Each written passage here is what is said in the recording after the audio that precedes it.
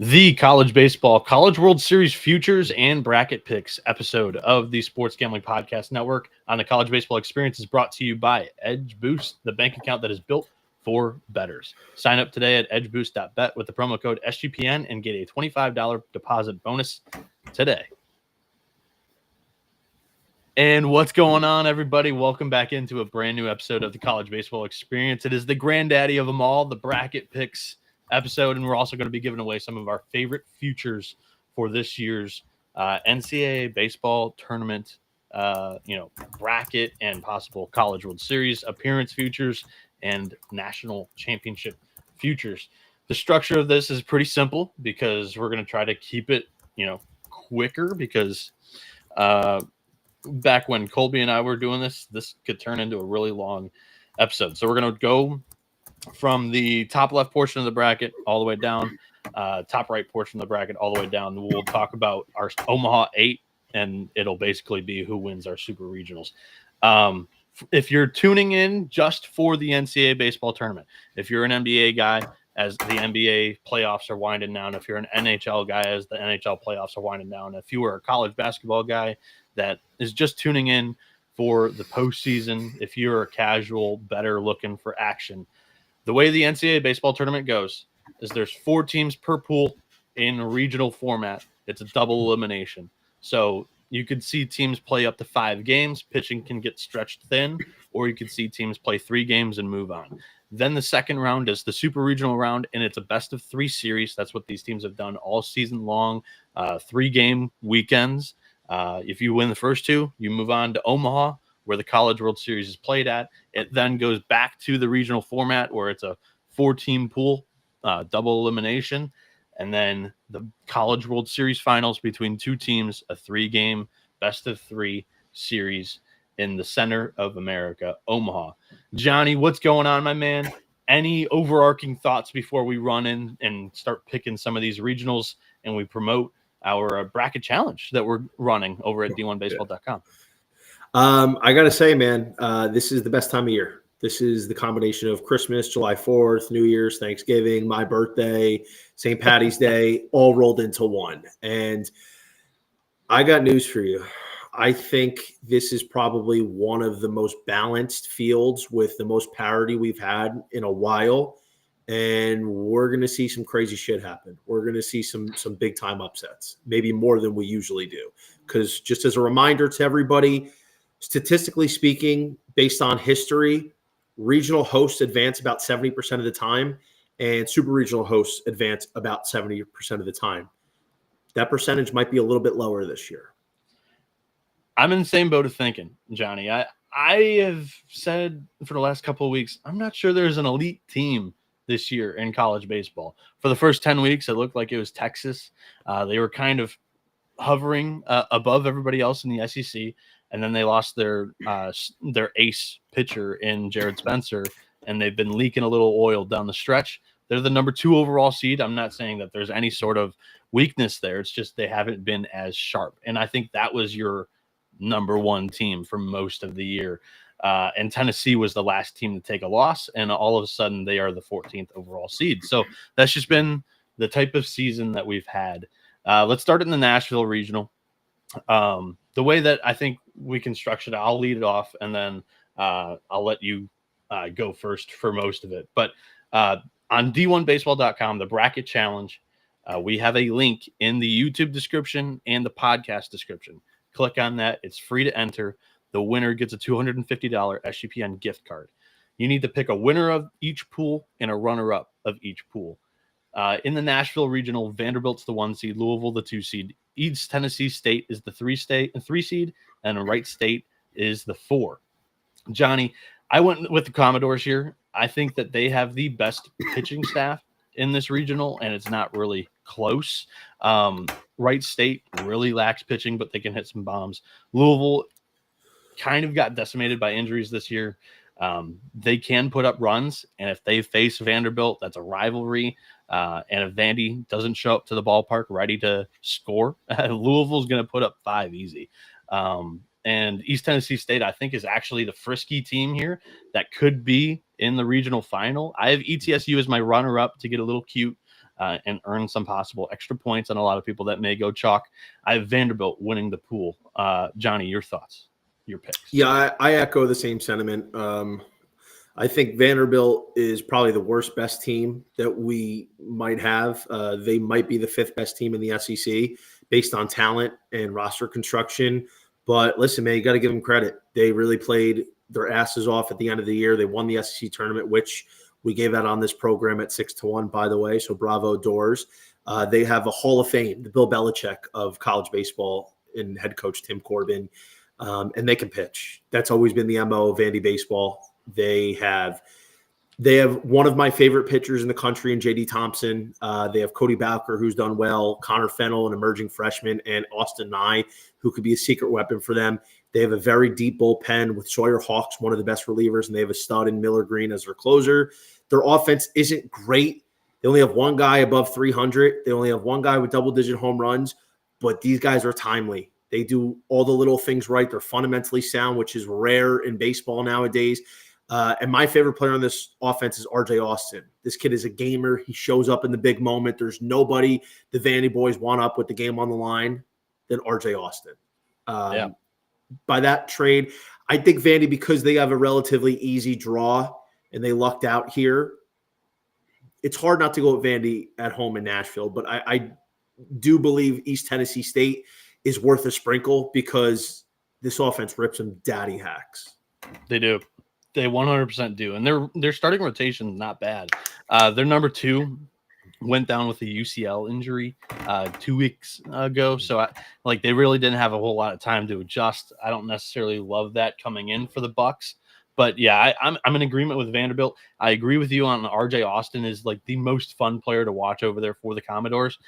He went through a cold spell in the middle of the year, and that was kind of where Vanderbilt we didn't know what the Commodores would be this year.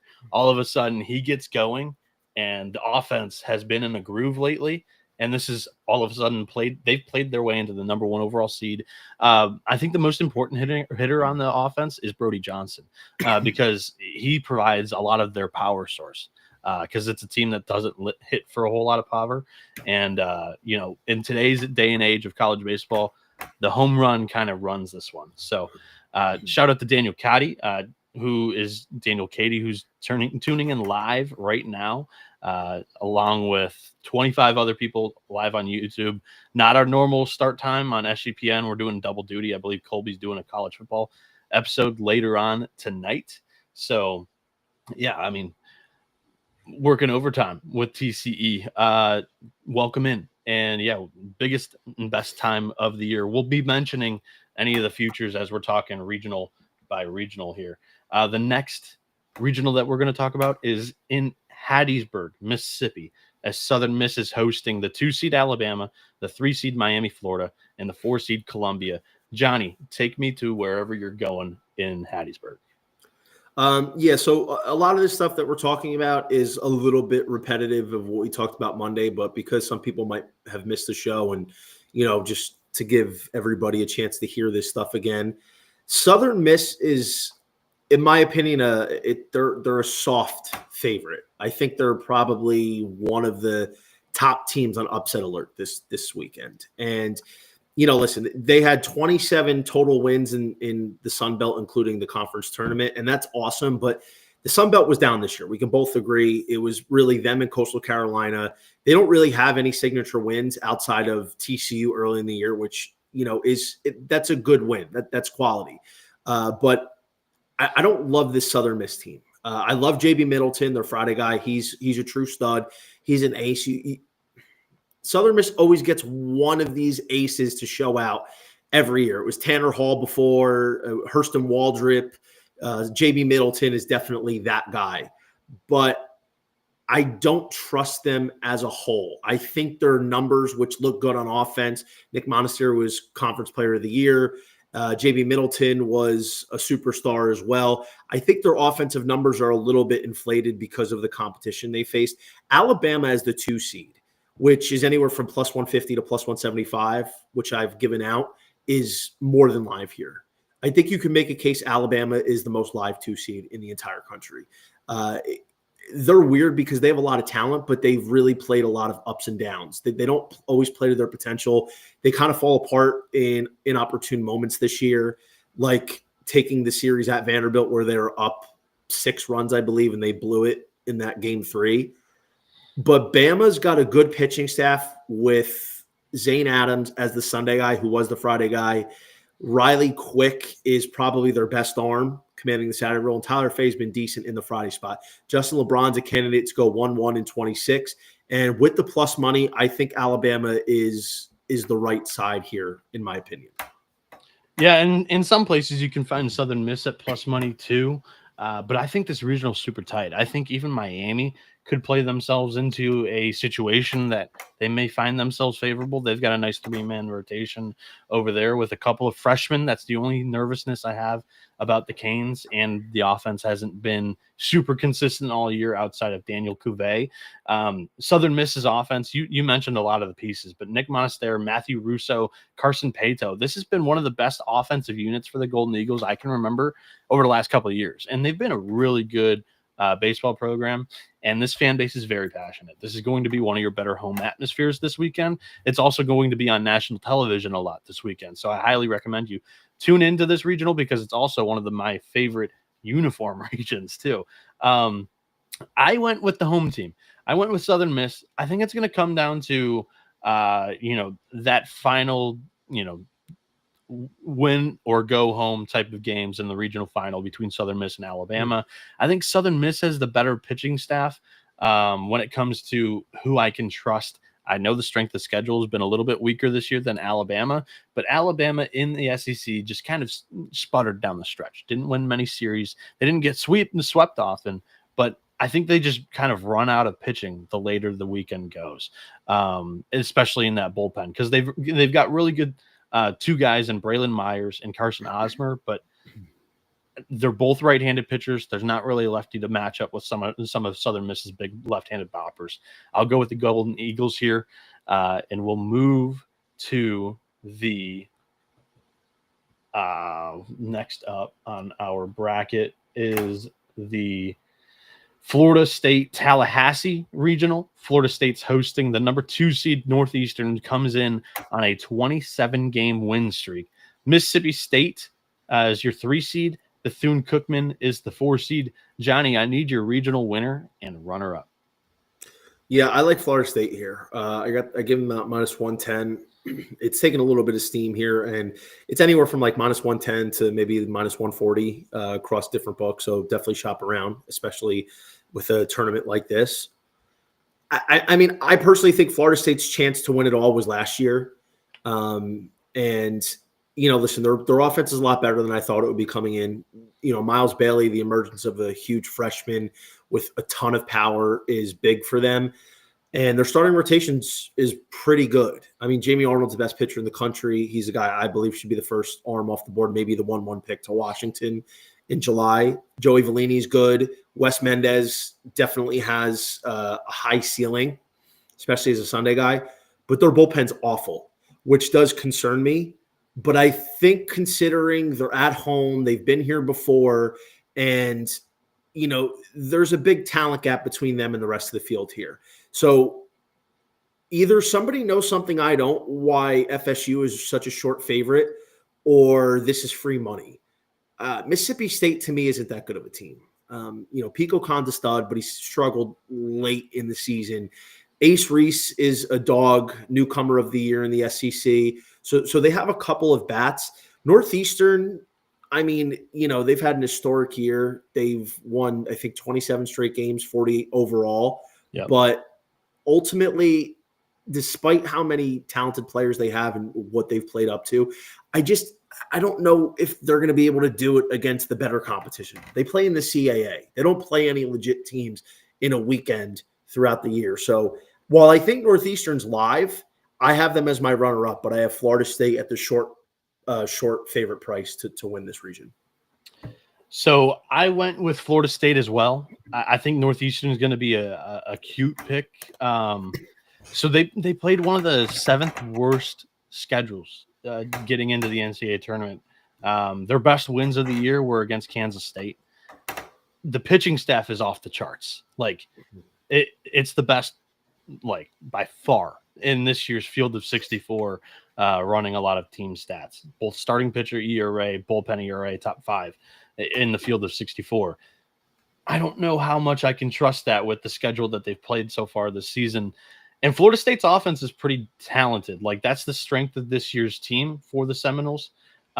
You've got names like, as I'm trying to frantically pull them up, but Miles Bailey looked incredible in the ACC tournament. He can really turn on some balls this year. And also Drew Farreau and Max Williams, Alex Lodies is probably your Golden Spikes favorite this year. Florida State, I think, has offensive talent that Northeastern really hasn't seen this year. And I'm gonna bet on the home team that also has a pretty good fan base, historic fan base that has never won a national championship, that is still very energized and hungry to get back to Omaha after what happened last year in a check swing debacle that pretty much eliminated them as it sent them to the losers bracket and they couldn't battle out. So give me Florida State as the winner.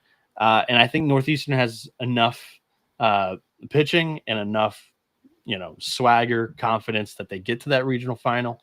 But I ultimately think that the talent in this pool, the cream, might rise to the top. In Corvallis, your number 1 seed is Oregon State. The 2 seed is TCU. Southern California is the 3, and St. Mary's is the 4. Johnny, regional winner and runner-up of the pool. I caught a lot of shit from Oregon State, the Oregon State faithful this week, because I believe the RPI is garbage, and they got the 6th RPI despite not playing in a conference and not really having many signature wins outside of UC Irvine.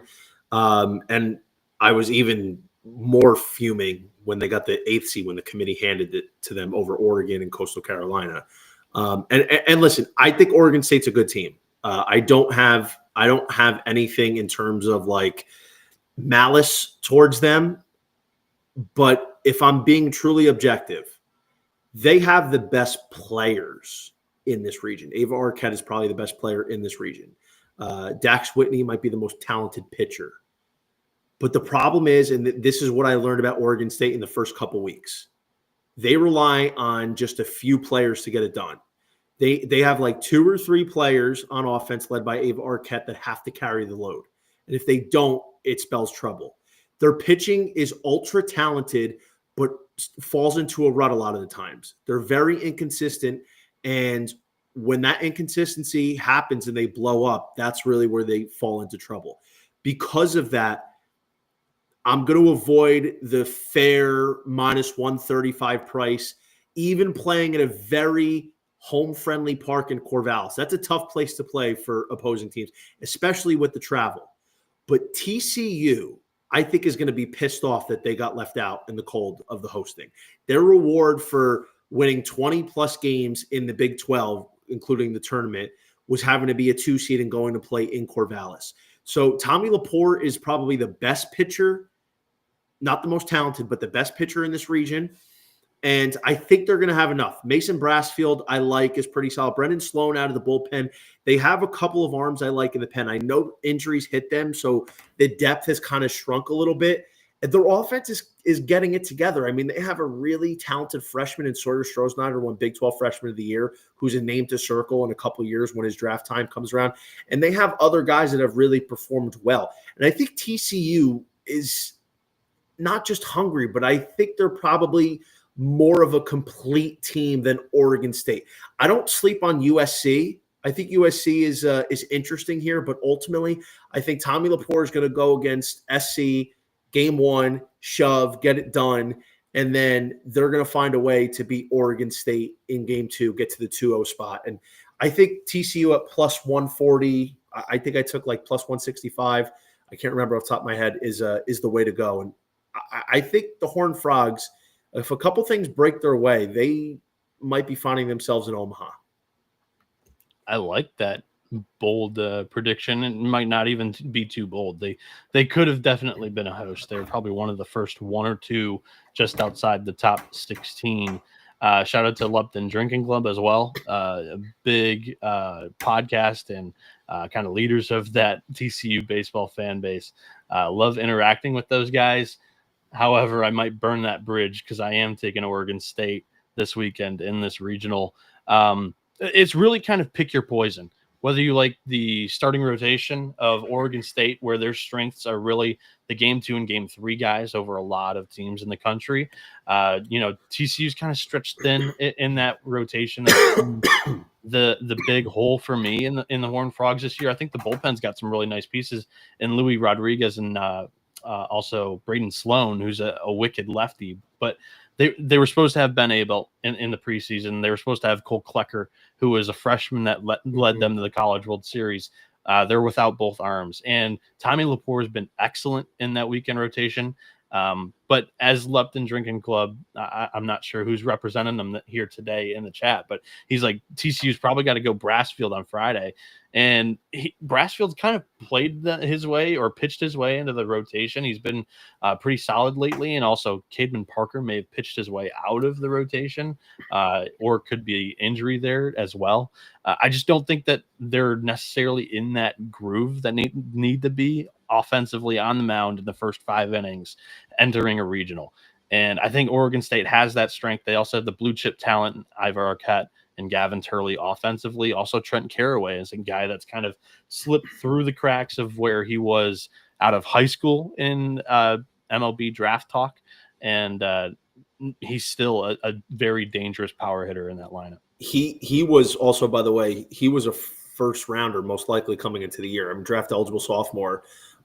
He's had a down year. I don't know if there's injury related. I'll be honest, because of the difficulty of trying to watch Oregon State baseball, like watch on their site, or you have to subscribe. It's not as easy right now to watch Oregon State. So like after the first few weeks when they were playing in tournaments, I really didn't get a chance to watch them as much as I wanted to. So I don't know if Trent Caraway maybe got hurt or what the approach was this year, but this is a guy who is insanely talented and he can get hot like that and carry a team. Would probably expect him to come back to school because he could be a first rounder next year. I understand what you're saying. And it's not unbelievable to think Oregon State can win their own region. Yeah.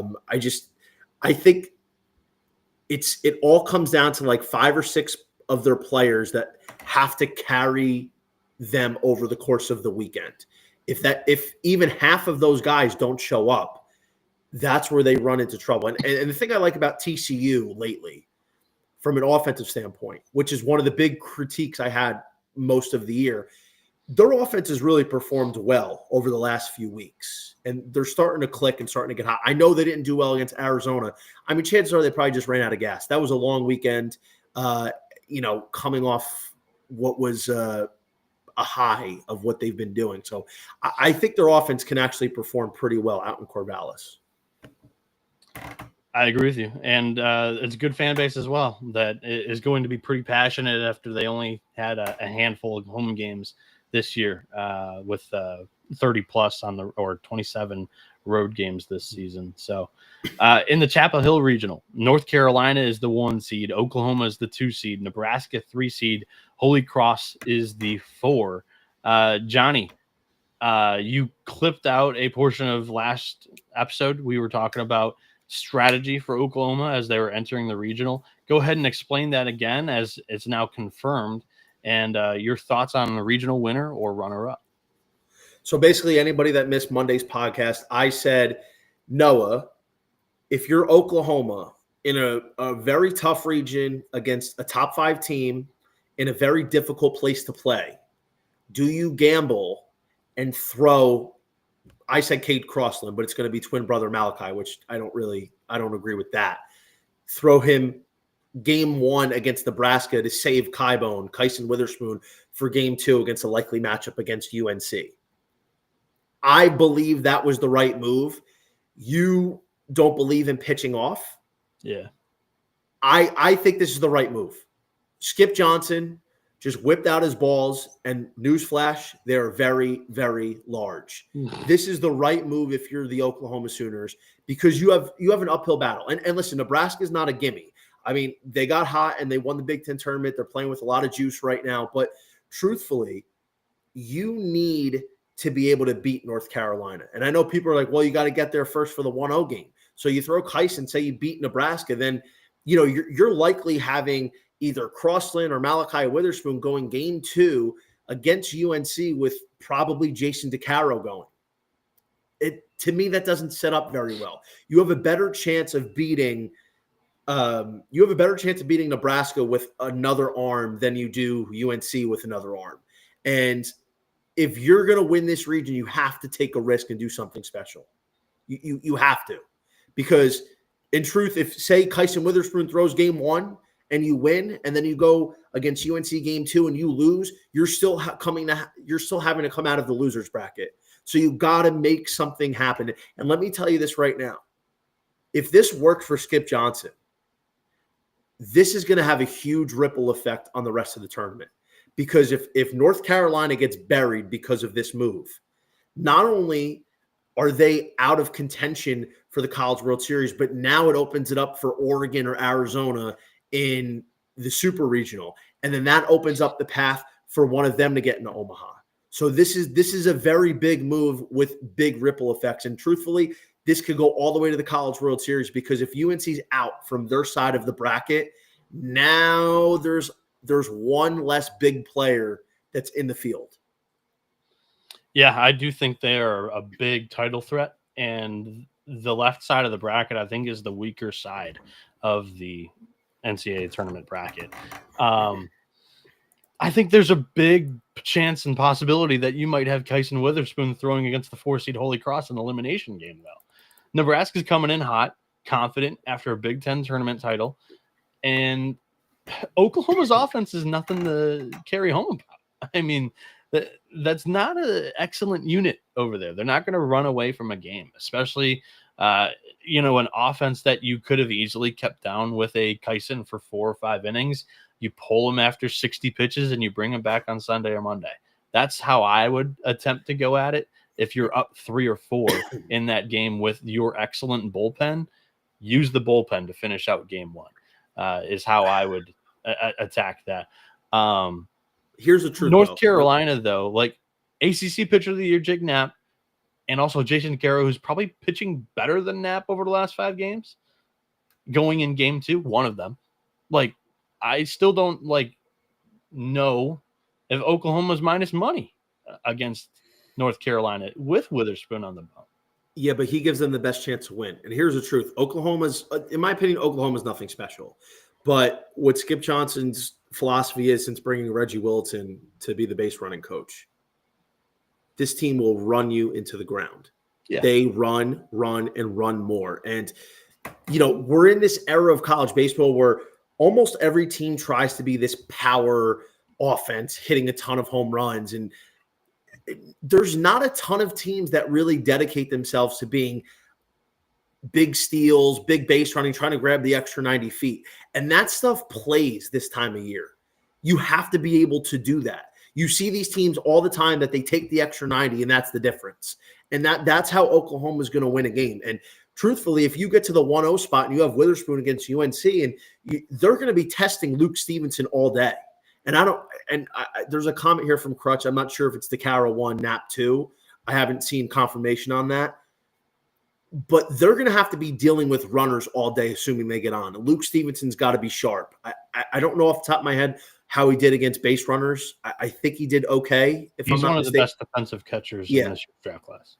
Because I don't have the numbers in front of me. But he's going to have to be doing that all game, worrying about steals. And Skip Johnson's going to be ultra aggressive. So, listen, I completely understand your point of view, but you can't beat this region if you don't take out North Carolina. And the best way to take out North Carolina is to throw Kyson Witherspoon game 2.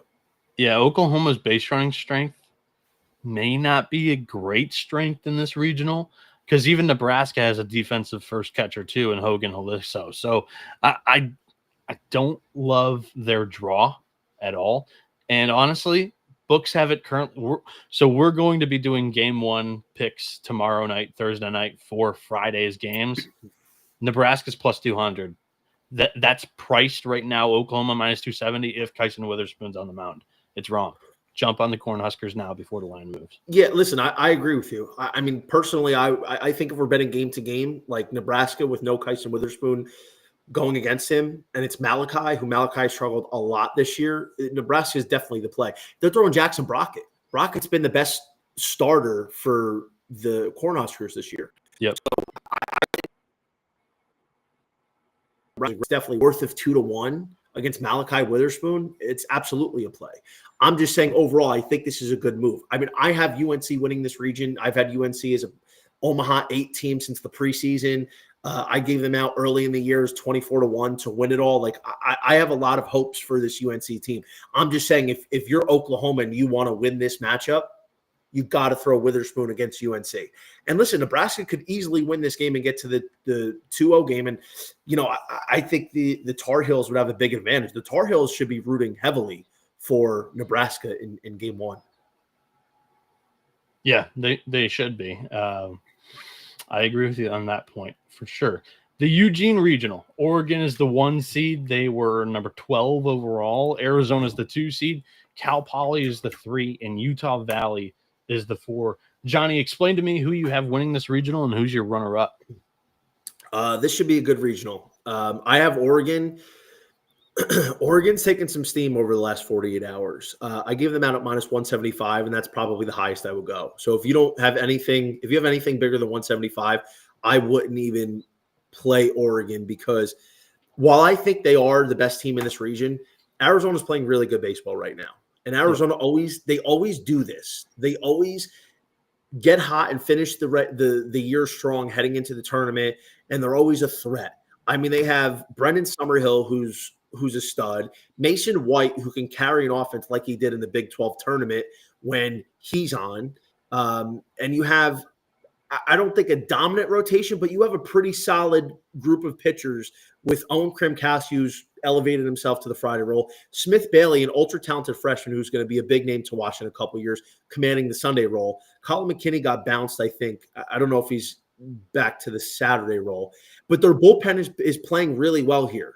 So I think Arizona's absolutely live, and you're getting 250 plus 250 or bigger.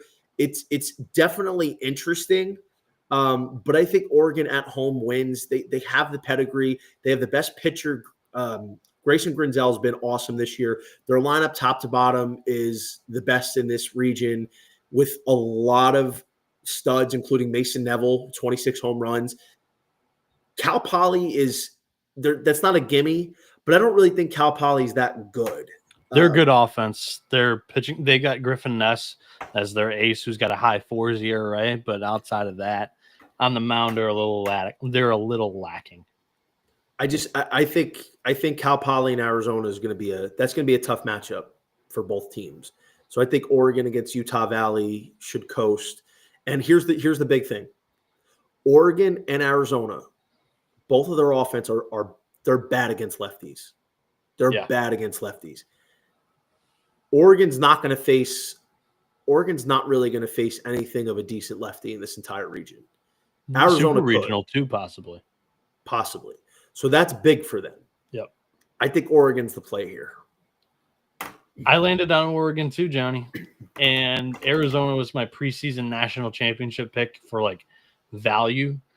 And I think that Oregon got a really good draw. I really do. I've seen this team in person, and I was like, man, I don't know if that's a super regional team, because I watched Joseph Jurwa shut him down. Like, yes, he's an elite left-handed pitcher, but it also made me go and look at their left-handed stats. It was that bad, and it was like 100 points lower, right? More than 100 points. Their best 2 power hitters, Mason Neville and Jacob Walsh. Walsh currently leads the program in career home runs. Neville's nipping at his heels. They both played travel ball together since they were like 10 years old. Both of them are left-handed hitters.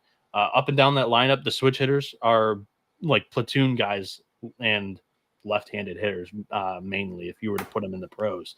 But I mean, there's not really a quality lefty in this regional.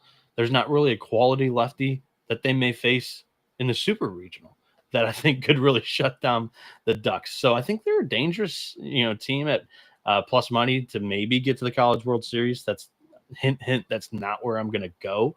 But I have the Ducks winning the regional, I think Arizona's playing really good ball right now, and they're going to be my number 2. But yeah, I mean, Mason White, he could totally take over because he's not really outside of Grayson Grinzel. I don't know if Oregon throws him against Utah Valley or Arizona. I wouldn't. I mean, who knows? But yeah, if they throw him against Arizona, then the Wildcats might be in trouble with Brendan Summerhill and Mason White at the top 3 of that order. Aaron Walton's kind of picked it up, and he's been one of the better right-handed batters. The same with Adonis Guzman, but it's still not up to par with how they are against right-handed pitching for sure. In the next regional that we're going to talk about here, Coastal Carolina is the 1 seed. They are 13th overall. The 2 seed is Florida. The 3 seed is East Carolina. And the 4 is Fairfield. Johnny, your regional winner and runner-up in the Conway regional. I jumped on Florida, I would say probably towards like the middle to end of April because, I just loved what they were doing. 1-11 start in SEC play, and Kevin O'Sullivan got his boys right. And, listen, it's not just because they're hot, and I know you're going to say – a lot of the teams that they faced were gimmies, and that's true. That's definitely true. But, here's the thing. The Florida Gators have the pedigree. They've been at Omaha each of the last 2 years. They have one of the best coaches of all time in Kevin O'Sullivan. But their roster, despite all of the injuries, key injuries that they've faced, their pitching is awesome. Liam Peterson, Pierce Capola, Aiden King. They have good bullpen pieces, and despite some of the injuries, they still have a really good offense. They have a lot of guys that can put the ball over the fence, get guys in, and really just pummel you from a bunch of different ways. Now, Florida to me is maybe the most dangerous 2 seed. It's between them and Alabama, I would say, and Florida is a team that I have making a deep run this year, so I would have to have them win here. I'll say this, though. Florida's picked up a lot of steam in the last 48 hours. They have. And I don't like the fact that they're a trendy 2. I don't like that because everybody's kind of feeling the same way. Everybody started picking up on Florida the last few weeks. And when that happens, it's not like the trendy dog in football like the NFL, but I think a lot of people are discounting Coastal Carolina. Coastal has the best rotation they've had in I don't know how long. And despite the fact that their offense isn't anything close to what it used to be like the last couple of years when they were top 10 in basically every category, it's still an above average unit. And they play really well at home. So I think this is a tough region. It's going to be a great region. But Florida, I just think is the better team. They're playing great baseball. They got the best coach, and I have them making a run, man. I think they're going to, but they can't look ahead off East Carolina. East Carolina's throwing Ethan Norby, who's very talented. It's going to be Norby versus Liam Peterson, so they have to win that game, obviously. But I gave out Florida at plus 115 in my RotoWire article. I think they're going to get this done. It's going to be tight, but I think Florida prevails. What you were worried about is what I'm also worried about, and it's to the point where I stuck with the 1 seed in this regional. I'm taking Coastal Carolina to get out. The thing that if I were to associate with any baseball fandom, it is Florida. My aunt played basketball for the Gators, so I do follow Florida kind of closer than others. The injuries really nerved me. And down the stretch of the year, this was a really good defense until those injuries. And it's Kyle Jones, who is the center fielder. It's Colby Shelton, who's the shortstop, who they are trying and hoping that he comes back for regionals, but there's no guarantee that he will be back. The second baseman, Cade Curlin. Backup second baseman, Justin Nadeau, got hurt in the final series of the year. And then also your catcher, Luke Heyman, is done for the year. And then you're down 4 left-handed bullpen arms. Like it's a bullpen that I think is thin, and they can't afford to get into the losers bracket. And it's a defense that I don't think is nearly as good as it was earlier this season. You look at Coastal Carolina, the offense isn't nearly as electric as it's been in years past. However, the pitching staff is unbelievable, and that's what they've been missing as a program in the last few years. Matt Williams has done an unbelievable job as the pitching coordinator over there, and Kevin Schnall in year one as head coach could have been up for a coach of the year, honestly. The weekend rotation's unbelievable. They had the Sun Belt pitcher of the year, Jacob Morrison. They also have experienced postseason arms and Riley Eichhoff and Cam Fluke, and the bullpen's solid too. I like Coastal to get out and Florida as my runner-up. I am excited for this next regional that we're going to talk about because I haven't wavered on the opinion. The Auburn regional, where the Tigers are the 1 seed, the 2 seeds NC State, the 3 seed Stetson, and the 4 seed is Central Connecticut State. I'm going in this weekend with a ticket plus 250 on NC State and a 10-1 on Stetson to win the Auburn regional. Stetson was the preseason mid-major that I was the most bullish on. They had 14 Cape Cod players last summer. That was the second most in the country, only behind Vanderbilt, who was the number 1 overall team in the country in this year's bracket. You look at that pitching staff, and I think it's very, very talented. They had the A-Sun pitcher of the year in Jonathan Gonzalez. They have he was their Saturday guy for a lot of the year. James Hayes was the number 1, a mid-90s arm who transferred out of Georgia. They have Ty Van Dyke, who's their closer, who sits in the mid-90s. They have Jake Gorelick, who had a sub-1 ERA in conference play this year, which was unbelievable. Conference isn't too great, especially their divisions. They didn't really play Austin Peay until the winner's bracket final of the A-Sun tournament. But I think Stetson's got a lot of talent that's flying under the radar because of who they've played this season. Auburn, the main thing for the Tigers is that down the stretch, I don't know if Samuel Dutton's pitching his best baseball right now. And he was kind of their most steady arm. And in that weekend rotation, I don't know if there was top tier talent that I could compare against a lot of the other top 16s, the top 32 teams in the country.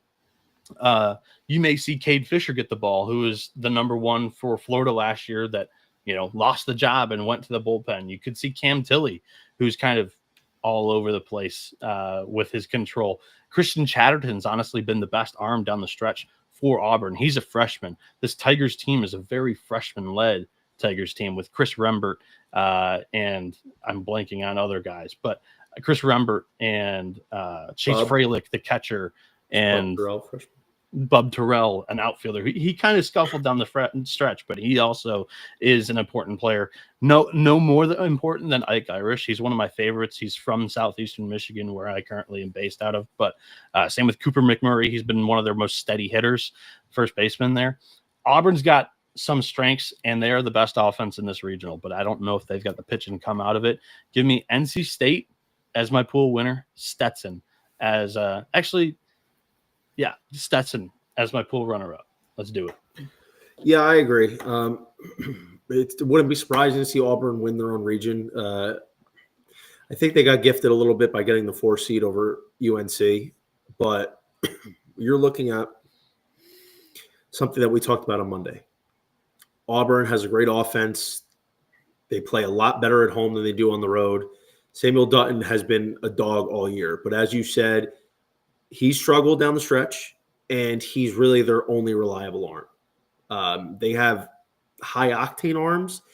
Cade Fisher is very talented, but it's been a rough couple of years for Cade Fisher. And Chatterton, I like. It's, like you said, most consistent arm. Cam Tilley, here or there. It's just you don't know who's going to do it for you after Samuel Dutton.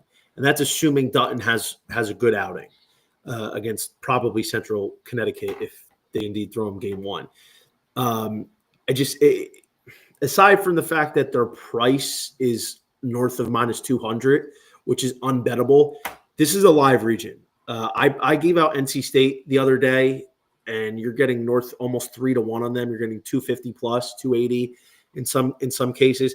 I don't personally love NC State. I didn't really like them coming into the year. I thought after losing so much senior leadership and superstardom, it was going to hurt them this year. And I think they kind of just found a way to patch it together. But the pitching is a strength of this team. Ryan Marone, Dom Fritton, they have a lot of horses in the bullpen that have not performed well, like Derek Smith and Cooper Consiglio. But they have a lot of guys. And Elliot postseason Avent, experience too from exactly. the college.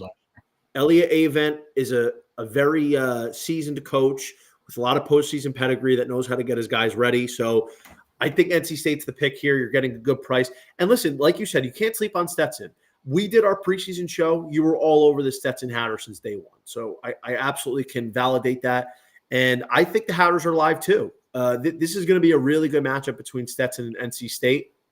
I mean, to be fair, you might say Stetson has the advantage with Jonathan Gonzalez in game one. You really could make that case. So I think it's a fair point to be taking both of those teams in the region. I think chances are the winner of the 1-0 game is going to have a good chance to beat Auburn in game two.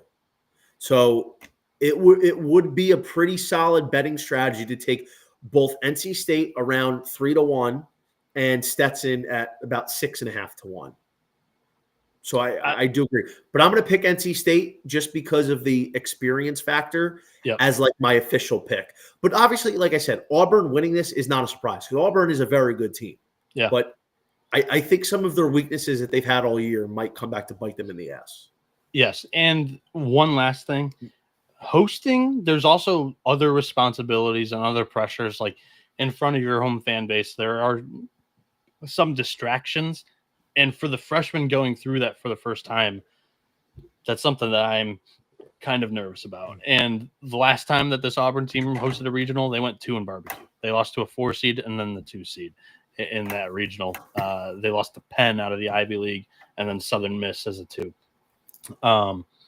Before we get to the right side of the bracket, I want to plug, we have a bracket contest going on right now. The link is in the YouTube description, the podcast description. Go over there, join it up. It's the d1baseball.com bracket group. It's TCE SGPN 25 or something like that. The winner gets a $250 SGPN store gift card. And the SGP guys are also going to be ripping packs live on air next Monday night. They'll be breaking a case of Panini Prisms with DAPS, and you can get a 10% off your favorite team with promo code SGPN. Go to sportsgamblingpodcast.com/break to get in on the action. And Edge Boost is the first ever bank account that is built for bettors. They've teamed up with SGPN, ensuring that all gambling transactions are approved. There are no usage fees, no minimums. You can earn cashback rewards today and get a 100% approval percentage for all betting deposits. Sign up today at edgeboost.bet with promo code SGPN. Deposit $25 and Edge Boost will match that deposit. That is edgeboost.bet, promo code SGPN. And it's time for Underdog Fantasy as they are going long for the NBA playoffs with their extender bonus. Hop in game one, and the longer that the series goes, the bigger that the bonus will get. Sign up today with the promo code TCE SGPN to claim your special pick plus first-time deposit offer up to $1,000 in bonus cash. UnderdogFantasy.com, promo code TCE SGPN. And we are back here on the college baseball experience. Myself, Noah Bieniek, joined alongside Johnny VTV. You can follow him on social media _Johnny VTV, and you can follow me at NoahB77 _. We'll be sending out updates, live tweeting throughout the NCAA Baseball Tournament this season. You won't want to miss it, that's for sure. And I'm also working on a spreadsheet / kind of, I don't know what I want to call it. It's just a master sheet, kind of what I did for the preseason with all the rosters. This time around, it's a pitching database and also just kind of a stat spreadsheet. I might open that up to the public tomorrow when I finish getting a lot of the pitchers in tonight. We'll see. But yeah, I'm excited about what I'm working on right here. Johnny currently has access, so it's a good thing. Everybody's doing their own thing this year, and there's a lot of people doing great content in the college baseball game. The top right portion of the bracket, Texas is the number 2 overall seed. They are the 1 seed in this regional, in the Austin regional. UTSA is the 2 seed. Kansas State is the 3, and Houston Christian is the 4. Johnny, take your time explaining this because I'm going to go grab some water. Regional winner and runner-up. All right. So, again, Texas, the Longhorns were a preseason 8 Omaha team for me. I believe Jim Schlossnagle coming over was going to make a huge difference. Texas is a blue blood program, and they had a ton of talent coming in. And Schlossnagle not only was a huge acquisition, but he brought his pitching coach from Texas A&M, Max Weiner, who's arguably the best in the business. And his emergence into Texas baseball was felt immediately. Texas had one of, if not the best rotation in the country for the entire year. Their stats remain among the top 5, top 10, even with the loss of Jared Spencer. And the loss of Spencer is big, and you can't understate that. But the fact is they still have a pretty solid rotation, and they have a great bullpen led by SEC Freshman of the Year, Dylan Volantis, who's maybe the best closer. Because they lost Max Ballou for most of the year, their offense did not perform to the level that they should have because they have a lot of talent in this lineup. But now with Ballou back, I think we're going to see this offense kind of emerge to the expectations and levels that we had for them coming into the year. It's not an easy region. UTSA is definitely live. They were really good in their conference this year. But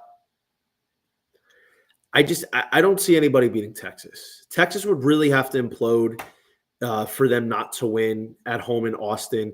Kansas State, I just don't think they have enough pitching. They don't really have one dominant starter. They just have a few okay starters that, every now and then can give you a respectable outing. Their offense is decent. Houston Christian, I don't really think has much of a chance. I feel like UTSA would be the runner-up in my opinion, but I got the Longhorns in what should be probably one of the more chalky regions. You're on mute. Thanks for alerting me. My apologies. Yeah, I agree with you. And I agree to the point where, like you were talking about, Texas lineup kind of went in a dry spell when Max Ballou was out. But there's a lot of talent. 1 through 9, I saw that team live. They are good. And the bullpen was deep. Jared Spencer missing kind of hurts because it moves everybody up a spot in kind of their roles and importance of this team. And the bullpen has been a little more shaky than it was previously because this was the unquestioned number 1 staff for the first 10 weeks of the year. UTSA's pitching staff on paper doesn't look great, but there are some high voltage arms here. Braylon Owens, Zach Royce, Connor Miles, your rotation. And then Robert Orlowski's got 8 saves, sub-3 ERA. He's a quality arm. They are my runner-up here, and I'm going Longhorns for a lot of the reasons that I think Johnny has already said. Sorry, hold on, real quick. I got to say, I still think Texas is a legitimate threat for the College World Series. I know it's, listen, they're one of the favorites all year, but losing Jared Spencer really changed everything, not just bringing everybody up, but you have a legitimate Friday night guy who was probably one of the 6 or 7 best arms in the country that was giving you a chance to win every single week. And not only does the volume of pitching matter in this tournament, especially in Omaha, but the quality of pitching. And that's what Jared Spencer was. And that sets the tone for every game that he starts, and it has a ripple effect. But I still think with Max Weiner at the helm and the amount of talent that they have and the depth, that they can still find a way to piece this thing together. But, everybody like Rouge Riojas has got to be a lot better than he's been. Luke Harrison's got to keep cleaning up. And I think they got to find a way to fix that 3rd spot. I don't know if Jason Flores is a solution. I personally would agree with putting Max Grubbs back into the rotation. He was the Friday guy for a lot of last year. I think him as a Sunday guy, and he's been great out of the pen, but I think him as a Sunday guy in a familiar role would be probably the best thing for the team. Yeah, you mentioned it, so I'm just going to cut to the chase. I think Texas at plus 150 to get to the College World Series is a great price because they're paired up with a super regional that I think disaster could happen. Let's talk. Take your time on this. I got to go get some water too. All right, let's do it. So let's talk about it. The Los Angeles regional could be very parity driven. The 1 seed, which is 15th overall, is UCLA. The 2 seed's UC Irvine. The 3 seed is Arizona State, and the 4 seed is Fresno State. Now, here, I'll give everybody a sneak peek of what I'm working with. on Mike. So this is our regional. Let's rock with this. No, we got to go with this. I don't know what that is. So here we go. This is the current regional and super regional pairing that I have made. And look, I don't think that any team is supremely strong in a lot of the statistics that I look at and specific strength of teams. And all of the teams have played quality schedules this year. So I picked out as Fresno State could be the most live 4 seed in the tournament this year. I think UC Irvine was a quality team that was in the running to be a super regional host for much of the season. And then Arizona State's got a lot of talent. I just personally don't think the coach gets the most out of that bunch. UCLA really nerves me because they don't really have a Friday night guy. They don't have a number one that's going to go out there and win them a game comfortably that they have a lot of confidence in.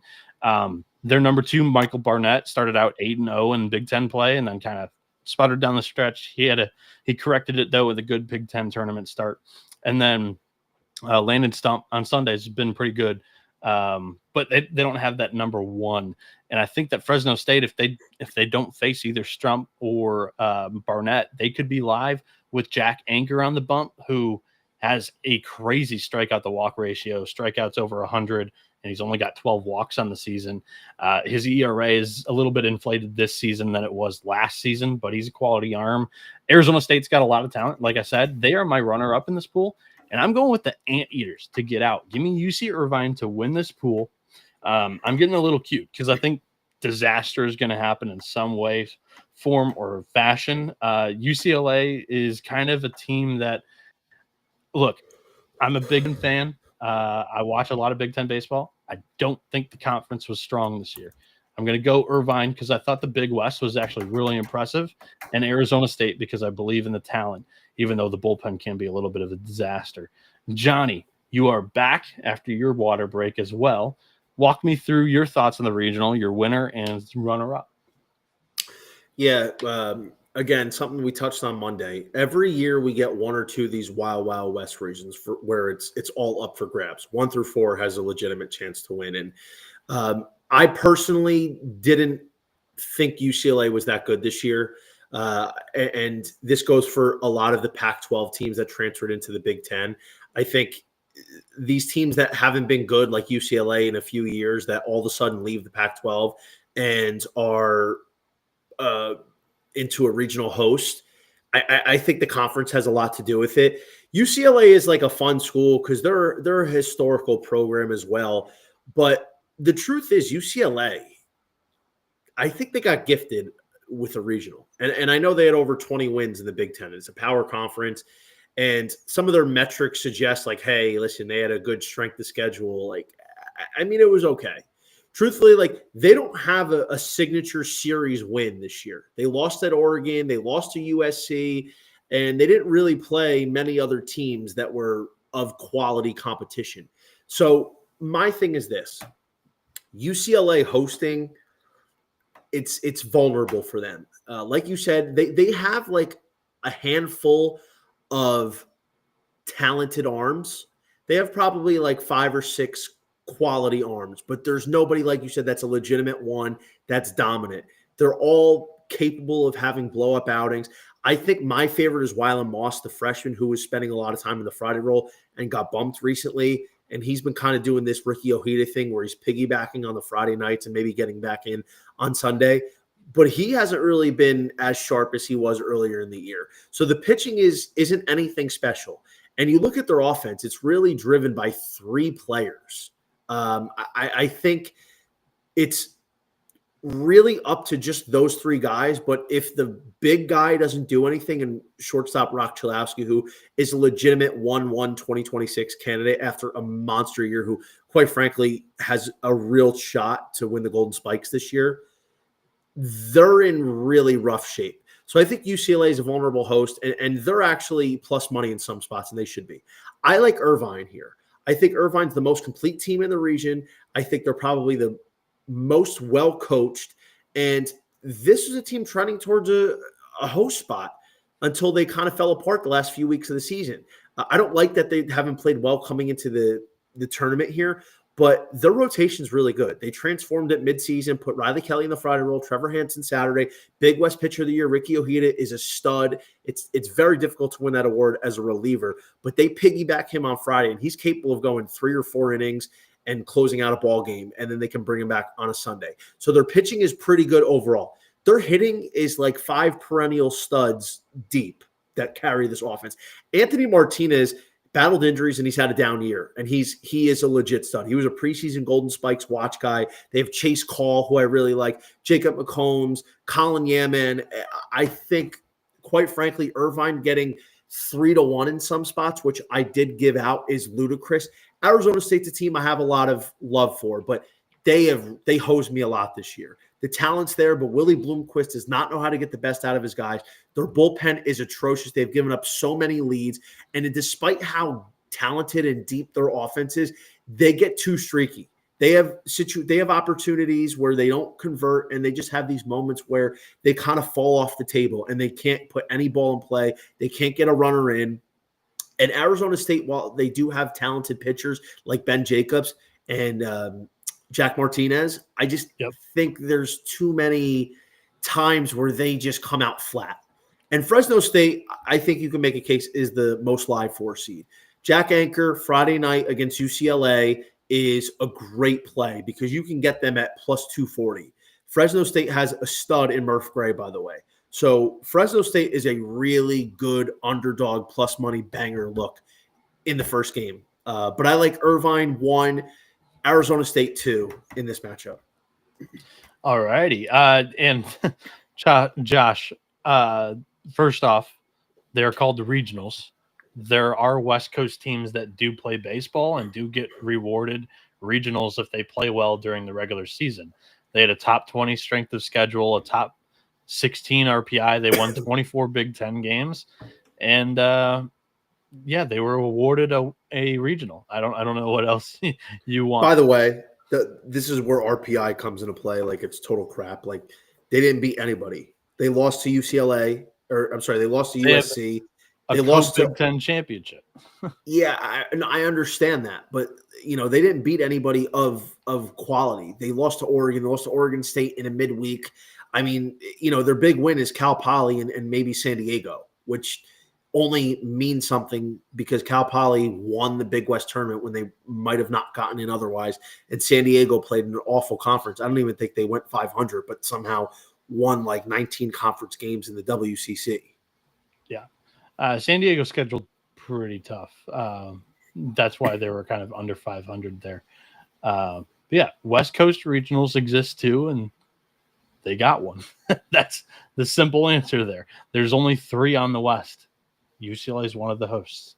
And look at every other team in the regional. They're all on the West. They're called the regionals because they all are mostly local teams.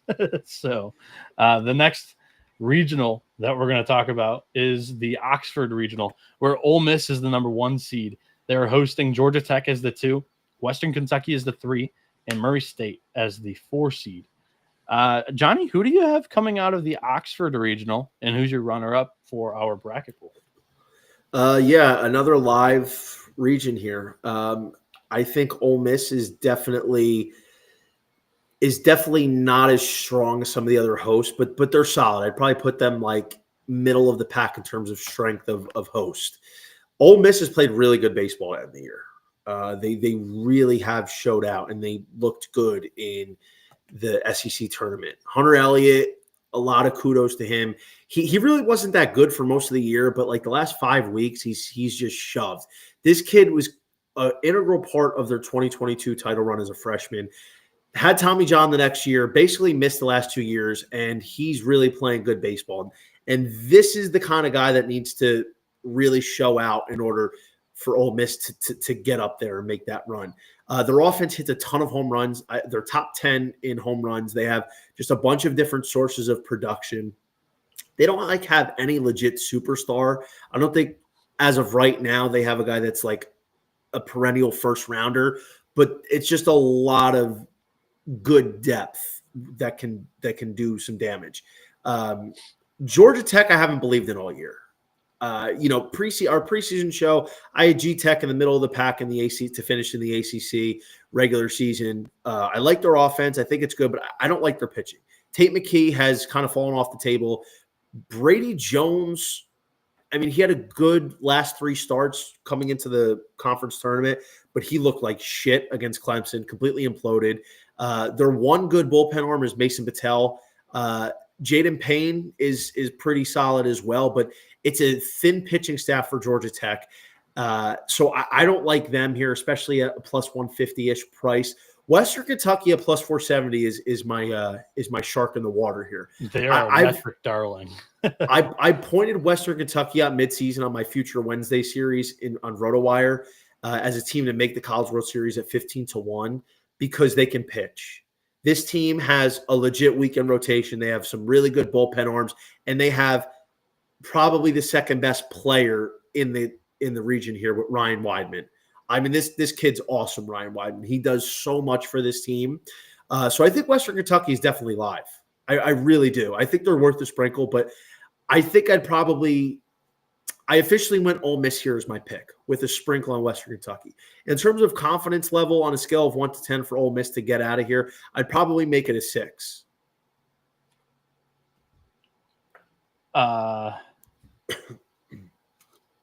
The goodness. What? Texas Longhorns Stadium just got ransacked. What? By weather. I'm about to retweet it. The left field wall, the center field wall collapsed. What? I just retweeted it. That's certainly something. Oh, Jack the Longchamps. Wow. DeLongshaw, yeah. So yeah, I go Ole Miss too. I have them coming out of this regional. I really like this team. I really like Georgia Tech as well. And I also really like Western Kentucky. I think this is the toughest, the strongest regional, honestly.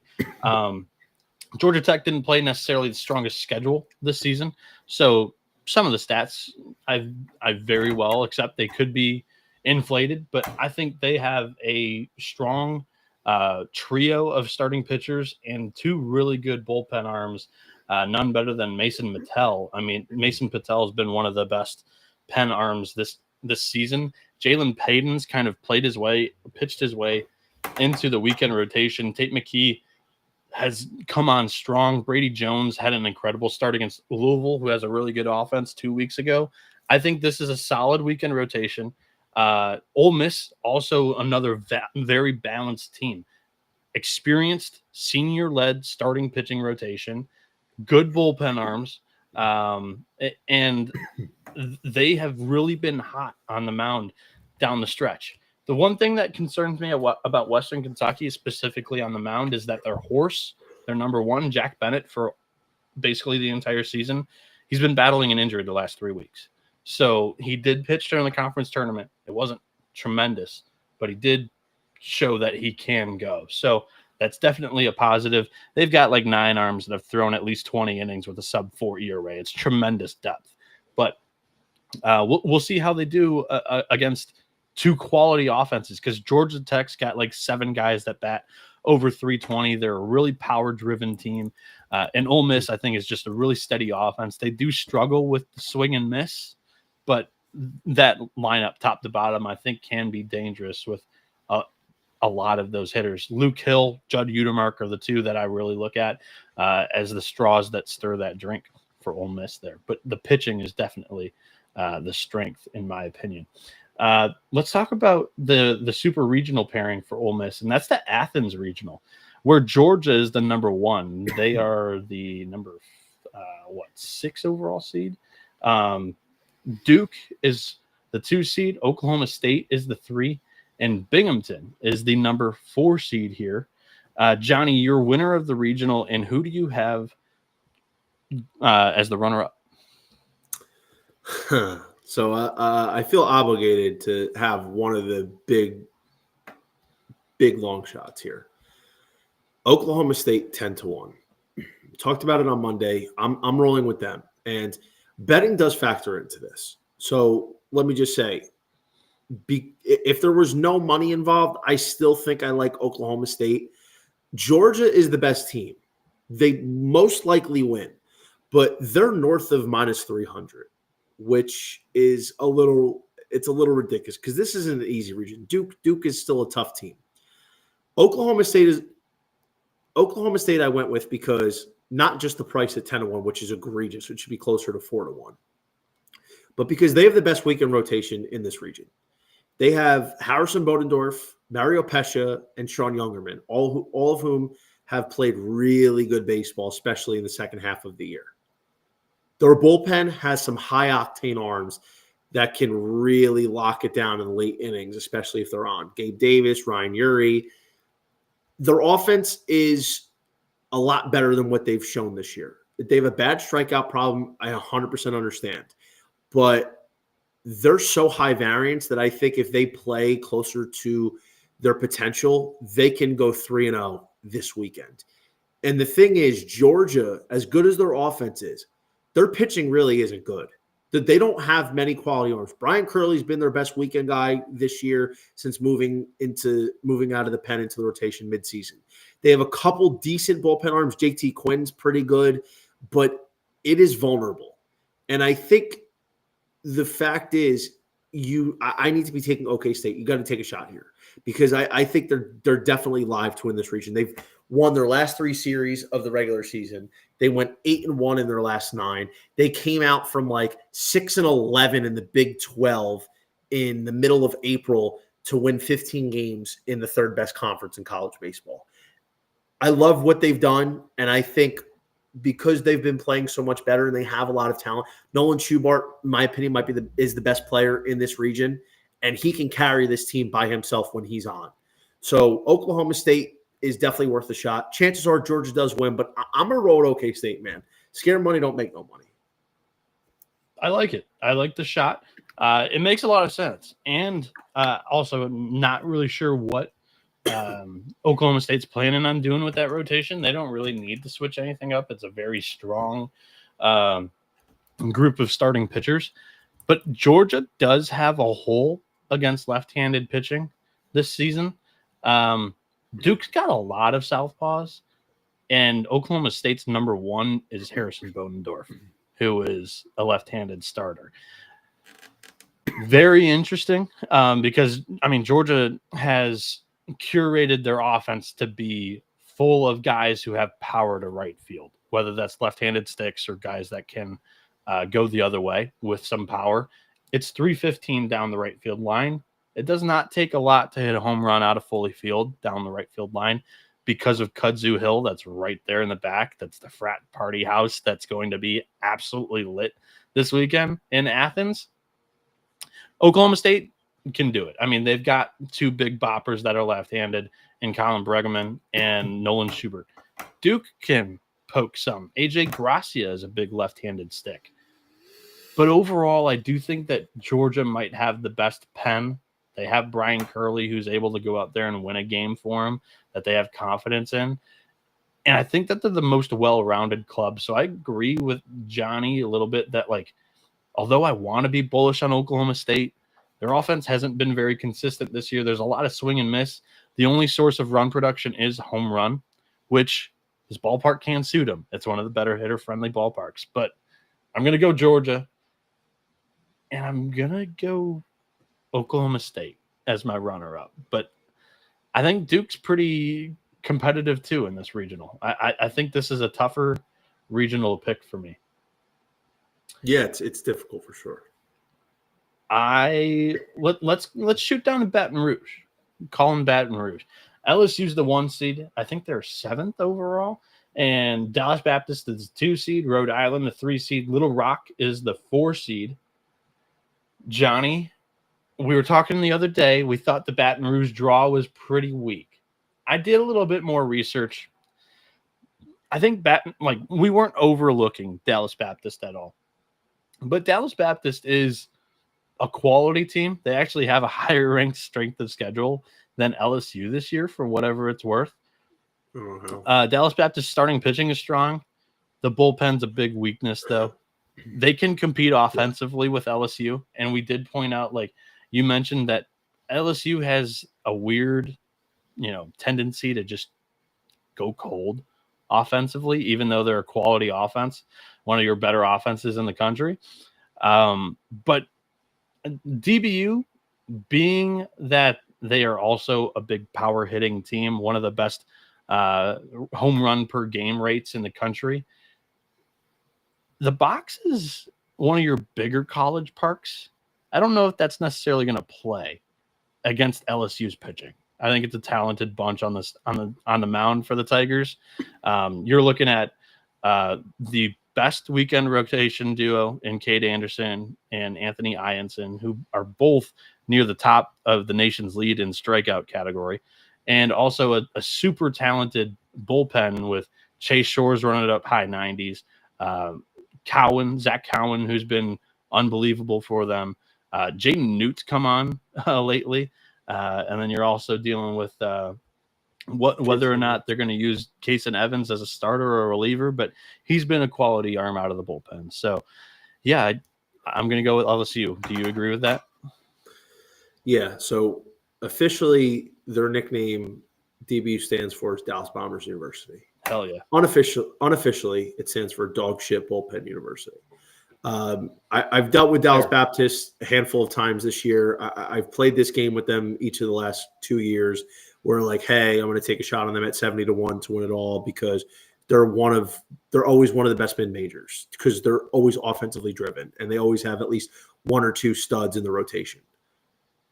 But they do this every year where they win 40-plus games. They're the top of a terrible Conference USA conference, and then they just lay an egg in the regionals.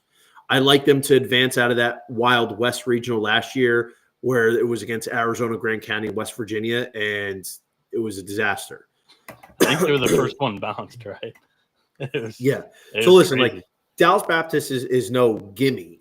I mean, Grant J is probably their best player. I love Grant J. I think he should definitely be getting some serious first-round consideration this year, especially because he's a power-hitting catcher. But the tendency and the lack of execution in the playoffs, like every year for Dan Hefner's group, is going to probably rear its head. LSU is a team I loved preseason. They were one of my 3 teams to win it all with Texas A&M and UVA. So like LSU was a team I really locked in on since the preseason. And one of the things that I said was there's going to be a lot of transition this year. But I felt like, listen, they're 8 arms deep. They have a lot of talent. And I knew, despite that Jay Johnson having to roll out a different format, like you're getting Ianson from UC San Diego, who did really well there, but obviously had to prove it in this format. He's went nuts this year. His draft stock is rising. I mean, with a couple good starts in June, he might sneak into the first round.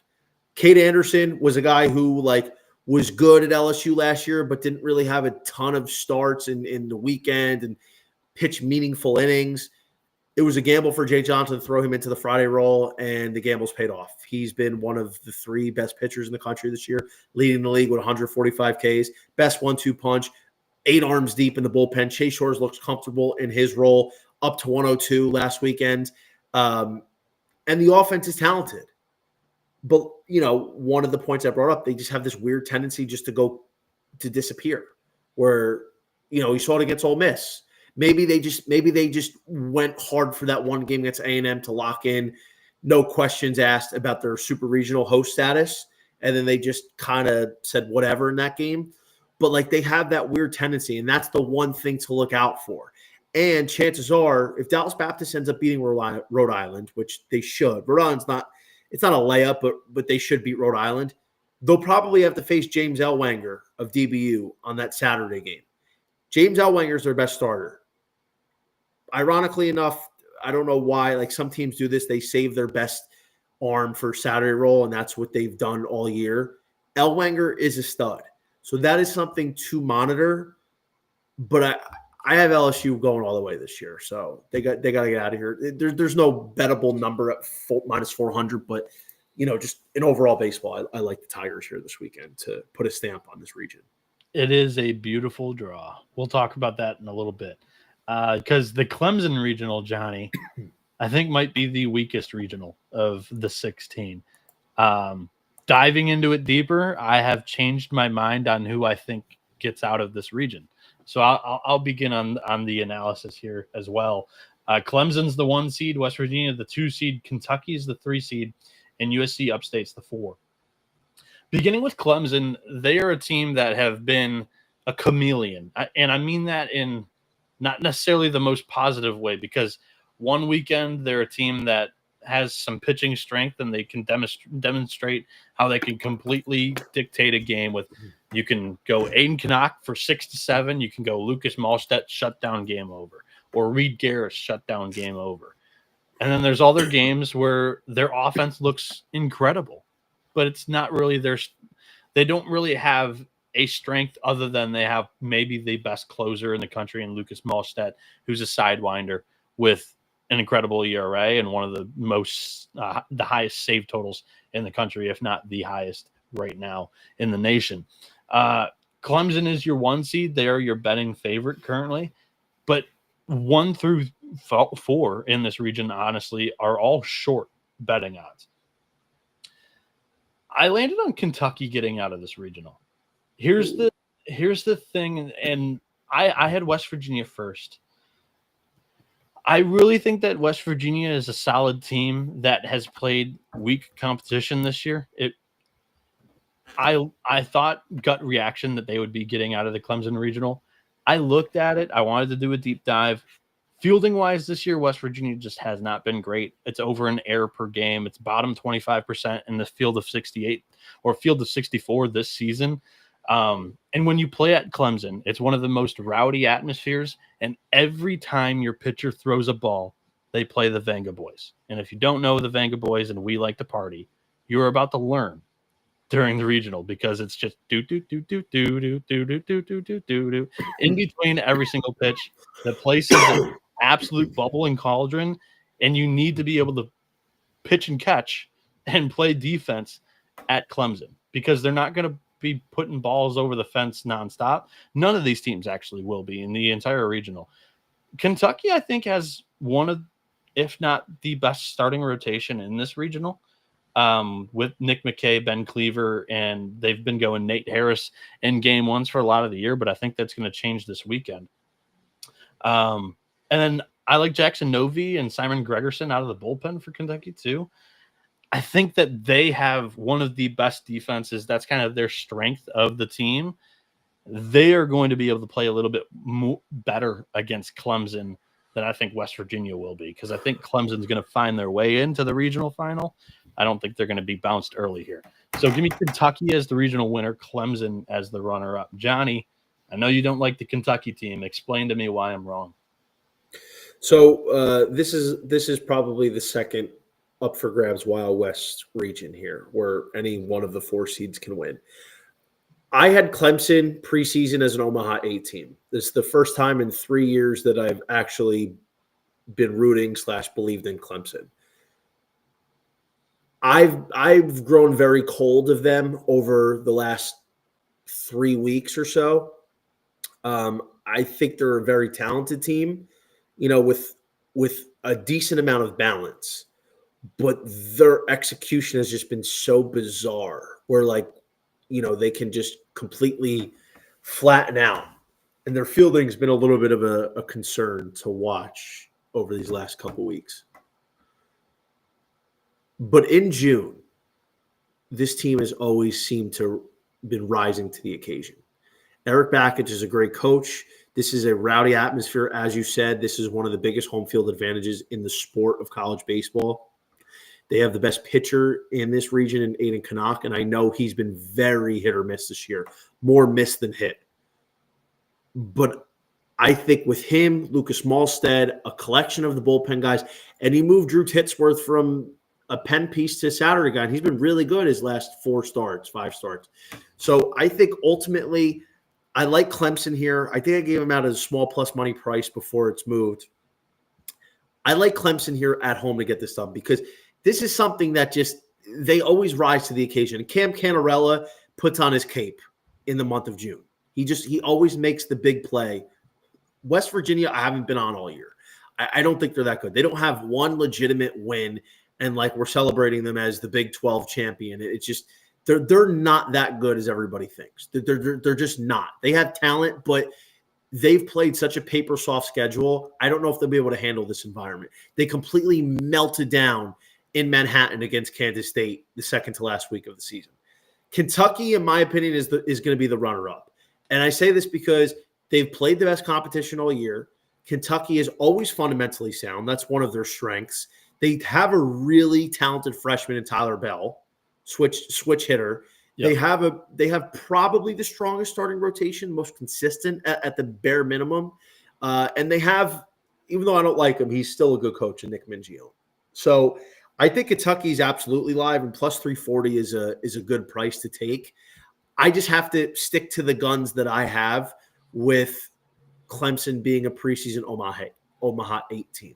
Yeah. But aside from that, I like the fact that I think they have the best roster in this region, and they're at home, and I know what they do in the month of June. It's just that's what it comes down to. And I'll say this, listen, I think truthfully USC Upstate is live here as well. It's between them and Fresno as the most live 4 seed. The Spartans are a spirited team. I think it's not unbelievable to see them upset Clemson game 1 if Aiden Knox's not sharp. It's absolutely in play. I mean, it's even worth a chance if you're getting Upstate around plus 250. It's worth a little bit of a play. They are a hell of a story too. Yeah, they are. Kane Sweeney, the head coach, he's one of the youngest head coaches in Division I, and on the team, their best hitter is Johnny Sweeney, his younger brother. So that's crazy. I mean, truthfully, like, Clemson is definitely one of the bigger upset alert region hosts, but I'm going to go with them. It's something of a hold my nose play, but I think if I was going to bet somebody else, it'd be Kentucky at plus 340. Yeah, how I would describe Clemson is they are a Mexican boxer that's going to continue to walk into the fire. Like, he'll have his gloves up, but he's taking shots, but he just keeps coming. And, you know, some of those guys, when they throw and they can land big blows, and they could land a knockout, Clemson, but they're just going to continue to keep coming at you all season long, and all 3 years in the Eric Backett's tenure, people haven't been able to put them away. That's like their biggest strength. But I think when you look at them, they might have the third best weekend rotation in this regional. Because we talked about Kentucky, but also West Virginia has a solid trio.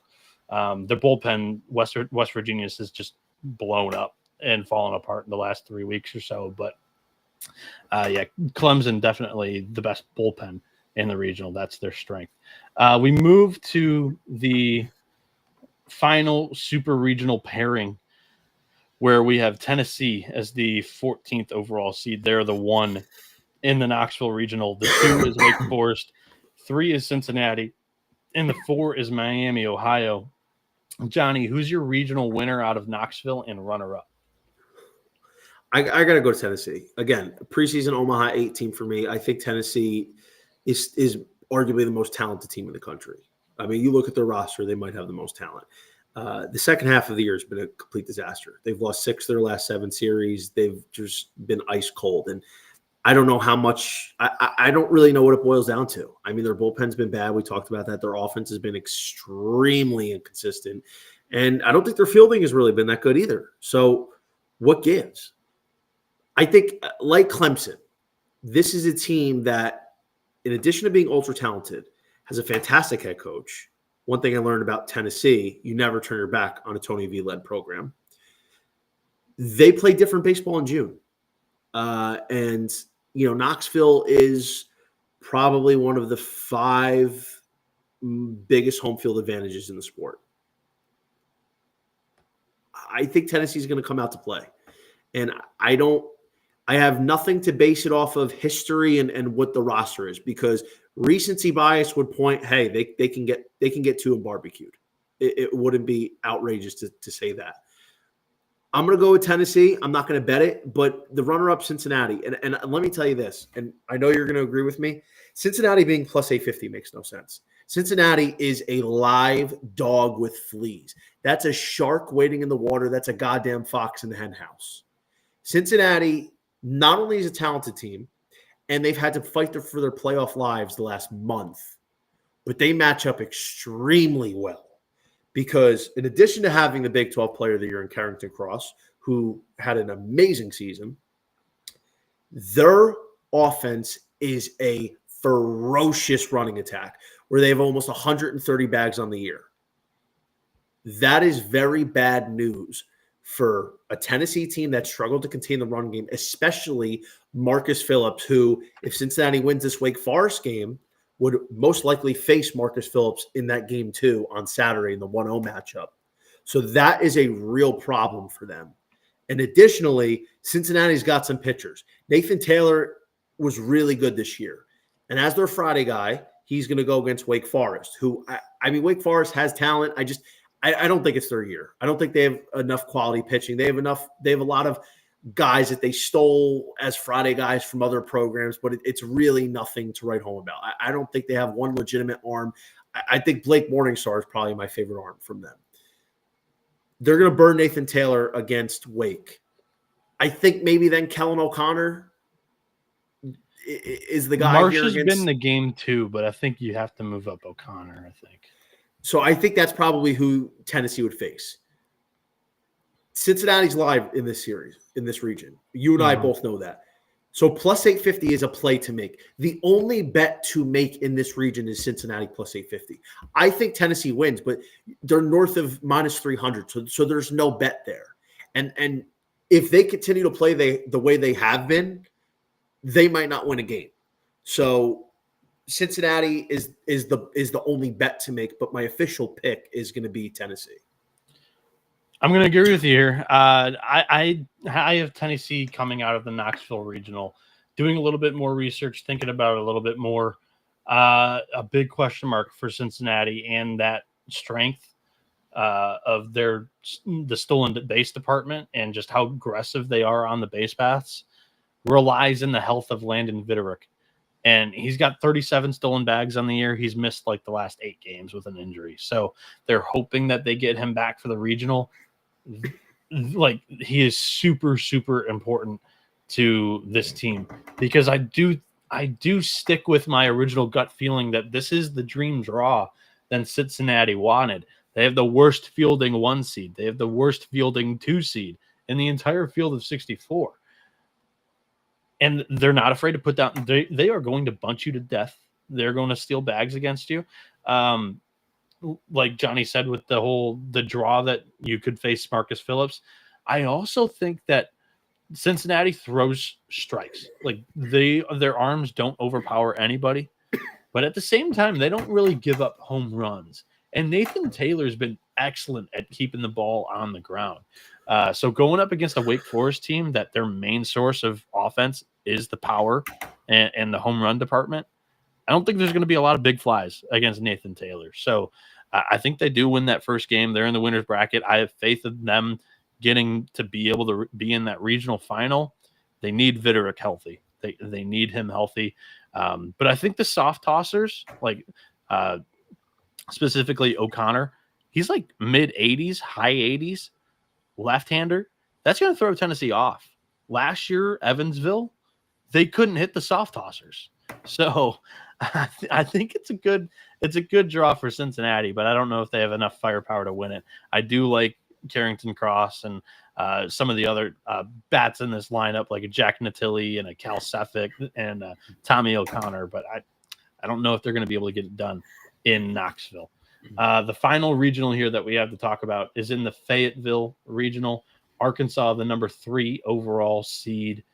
They are playing the 4 seed North Dakota State in that first game. Kansas is the 2. Creighton is the 3. The Fayetteville. Oh, by the way, yeah, I agree with you. Cincinnati plus 850, and I had Kentucky plus 320 to get out of the Clemson Regional that I forgot to mention. Fayetteville Regional, Arkansas, North Dakota State, Creighton, Kansas. Your winner, your runner-up, any future that you may like in this regional.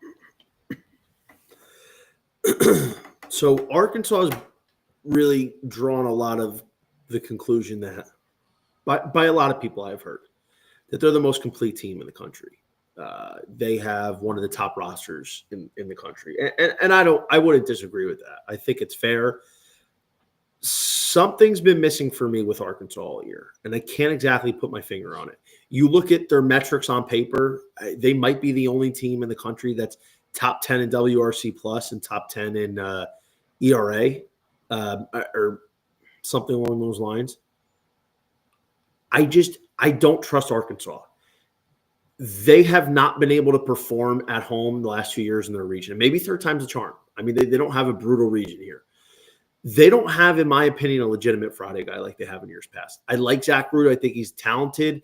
He was in Trey Savage's shadow at ECU last year, and he performed really well, and he's come over, and he's had a solid year for Arkansas. And he took over probably halfway through the year, maybe even earlier than that, the Friday role from Gabe Gackle. And Root's been solid. I mean, he's had some really standout performances. But I wouldn't trust him as a legit SEC Friday guy. Gage Wood, their Saturday guy, he's super talented. He's a high-octane arm, but the sample size is a little small on him this year. I don't know if I trust him to go out there for 6 innings in a super regional game. Landon Bottleshees might have been battling an injury, but I don't know exactly what's been going on there. Their bullpen is talented. They have a lot of good bullpen arms, but I don't know if they have anybody that's dominant. Like Gabe Gackle's been better as of late, and he was a star last year in the pen. There's a lot of good talent, but I don't know if there's any hammer in the late innings for Arkansas. Their offense, to me, I think a lot of these guys overachieved. Like Wahivo Loy season, I don't really think that's who he is. I don't think this big junior leap is truly him. A lot of his mechanics is not my favorite. He's cut down on the swing and miss from last year. He's got a really big uppercut swing. A lot of these guys, to me, aren't really indicative of the kind of years that they've had. They're still a great team that is very likely to win, obviously, but they're minus 700 on FanDuel to win their region. For a team that struggled as much as they have in hosting their own region, it's ridiculous. And they got Kansas in this region. I think Kansas is live. I give them out at 7-1. I'm picking Kansas to win this region, dude, because the simple fact is Kansas's offense is really good as well. 100 home runs this year. Brady Ballinger has been a stud. He's been so clutch for them. And they have a really good 1-2 punch in Dom Vagley and Cooper Moore. I think their pitching is a little inconsistent, has a tendency to blow up. But when it's on, it looks really good. And they have a really nice little trio of bullpen arms. And honestly, they have a few more. They probably have 4 bullpen arms I like, and then maybe another one that can get some serviceable innings here. I think Kansas is a live dog here. They should not be this big. I think Kansas should be 350 at most. So give me the Jayhawks here. And I think truly one of two things happens. Arkansas faces their demons and they just boat race this regional, or they lose outright. I don't think there's any. I think they either win 3-0 or they lose outright. I'm going to go with Arkansas. I actually like their pitching. I think it's great, not necessarily elite starting pitching. I think the bullpen depth is incredible and one of the best in the country. There are a lot of high-octane arms in that staff that they can deploy whenever and wherever they want throughout the regional. I think they've learned their lessons about letting starting pitchers go a little too long. We saw it with Hagen Smith against Kansas State last year, and ultimately it was what buried them in that regional was dropping that game to the Wildcats. Now you get another Big 12 team that can really stick it. They're a very good offense that will love to hit in Baum Walker. But I think that Arkansas's got a lot of different arms and plenty of different looks to throw at Kansas and Creighton and North Dakota State, even though Creighton and North Dakota State aren't very good offenses. And I think Creighton, their strength is the pitching staff, but I think listening to Ed Service's press conference, they may struggle to keep these teams in the ballpark. He was really noting that as something that they'll need to work on. And Creighton's strength of schedule this year was not great. It was 181. So, Arkansas winner. Kansas as my runner-up. But so here's the thing, and I understand what you're saying, but like that stuff Arkansas has, on paper they do it, but I just don't know if I trust them to get it done. You know what I'm saying? Like, there's something about Arkansas. Like, on paper, it looks great. It might be the most complete team in the sport, but there's just something missing for me. I've watched it all year where, like, they haven't really beaten that many good teams. They took Texas. That was impressive at home. They took Texas. And they beat a Tennessee team that's really struggling. They've lost a lot of the big series against quality competition in the SEC. And I understand they're not facing one of these quality SEC opponents here, but it's just they have this tendency to really just not show up a lot of times, despite what they have on paper. So I do understand that, but that's really like where I can't get away from it. I wouldn't say they lost a lot of series to SEC quality competition. They swept Texas. They beat Tennessee at home. Those were two really, really good. Yeah, but Tennessee can't play their way out of a paper bag right now. And Texas was impressive. They dominated Texas. Yeah. And like, listen, you still beat Tennessee. I get that, but like, it's not like they played the Tennessee of the first half of the year. Everybody's beaten Tennessee in the second half. Kentucky beat Tennessee in the second half. They're still a top 16 team according to the committee, and you said they were the most talented team. So now we're going. I agree, but that doesn't mean the most talented team doesn't mean they've been that they're the best team right now. I mean, listen, on paper it's a quality win, and it's still a quality win anytime you beat Tennessee. But like, I think it looks better on paper than in reality. I actually think when I watch it, I think their stuff plays up compared to what it is on paper. I'm going to disagree on the Arkansas pitching staff there. I still think that the depth of their staff is the strength of the team, and the offense is an added bonus that they haven't had in a long time. Like right now, on paper, they are the best offense in the country. They were never supposed to be built up to be that. Even if they take a step back, I still think they have the pitching to get them through a regional and get them to Omaha. We're going to talk about our Omaha 8 coming up and futures on getting to the College World Series and national championships in just a second. But Rhythm is your home for AI-backed picks and props. You can dominate the NBA playoffs, PGA, MLB, and they also just launched their NBA model as well. Rhythm knows that you'll love it, and that's why they'll include a 7-day free trial for you today. Rhythm has some amazing deals going on right now. 25% off a monthly subscription with promo code SGPN25 and a 50% off annual subscription with promo code SGPN50. That is Rhythm, spelled RITHMM, promo code SGPN25 or SGPN50. Get your 7-day free trial today at sportsgamblingpodcast.com/rhythm. And SGPN is teamed up with Circa Resort and Casino in Las Vegas, and they're giving away the ultimate fantasy football experience for a 12-person league to draft in Vegas and be treated like VIPs for the stay. The winner will receive a 2-night stay at Circa Resort and Casino for the entire 12-person league. That is 6 double king rooms. They will hold their draft at a cabana at Stadium Swim with a $5,000 food and beverage credit. You'll get limo transportation to and from the airport, a welcome party at Legacy Club for the entire league when you arrive, a reservation at the world's largest sports book with a $500 beverage credit for the league, a 2-hour open bar package for the league at Overhang Bar. The contest runs from May 5th to June 30th. Go over to sportsgamblingpodcast.com/circa to enter today.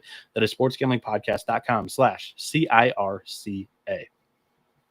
And the college baseball experience is also brought to you by MyBookie.ag. MyBookie is your place to bet on every sport, including the NBA playoffs. For the true degens, the MyBookie money bag is there for you, and MyBookie accepts customers from a ton of different locations. It's easy to deposit, and you can get lightning fast payouts using crypto.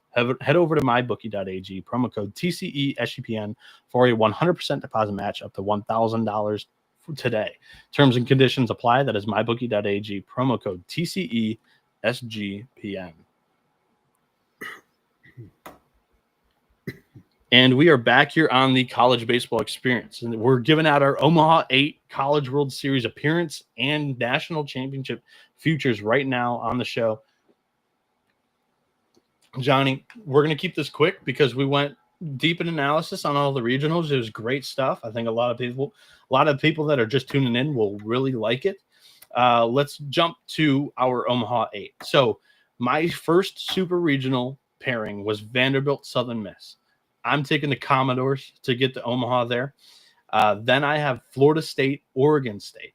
I have the Seminoles going to Corvallis and winning that series. I think that the Noles offense is really the difference maker here. A lot of people are pointing out that Florida State has a tough draw in their region, and they're plus 275 to get to Omaha. I think their weekend rotation is legit. The bullpen is definitely a weak spot, but the draw they received is not necessarily brutal, and I think they may be able to manage it. Give me Link Jarrett, who I think is one of the best managers and coaches in the sport, plus 275 on Bet Rivers to get to Omaha. North Carolina and Oregon, I have in a super regional matchup. I have the Tar Heels getting to Omaha in a closely contested series that might go 3 games. I have Coastal Carolina hosting NC State in another super regional matchup, and I have the Chanticleers getting to Omaha. In the top right portion of the bracket, I have Texas and UC Irvine in a super regional. I have the Longhorns getting to Omaha. They are plus 150 to do so, and I'm jumping in on that. I think this is a cakewalk of a draw for the Longhorns if they don't screw it up. The next super regional I have is Georgia hosting Ole Miss. I'm going to go with the Rebels. I like Ole Miss. I think it's a really good balance of starting pitching, very experienced arms in the rotation and the bullpen. And I think up and down the lineup, they can play.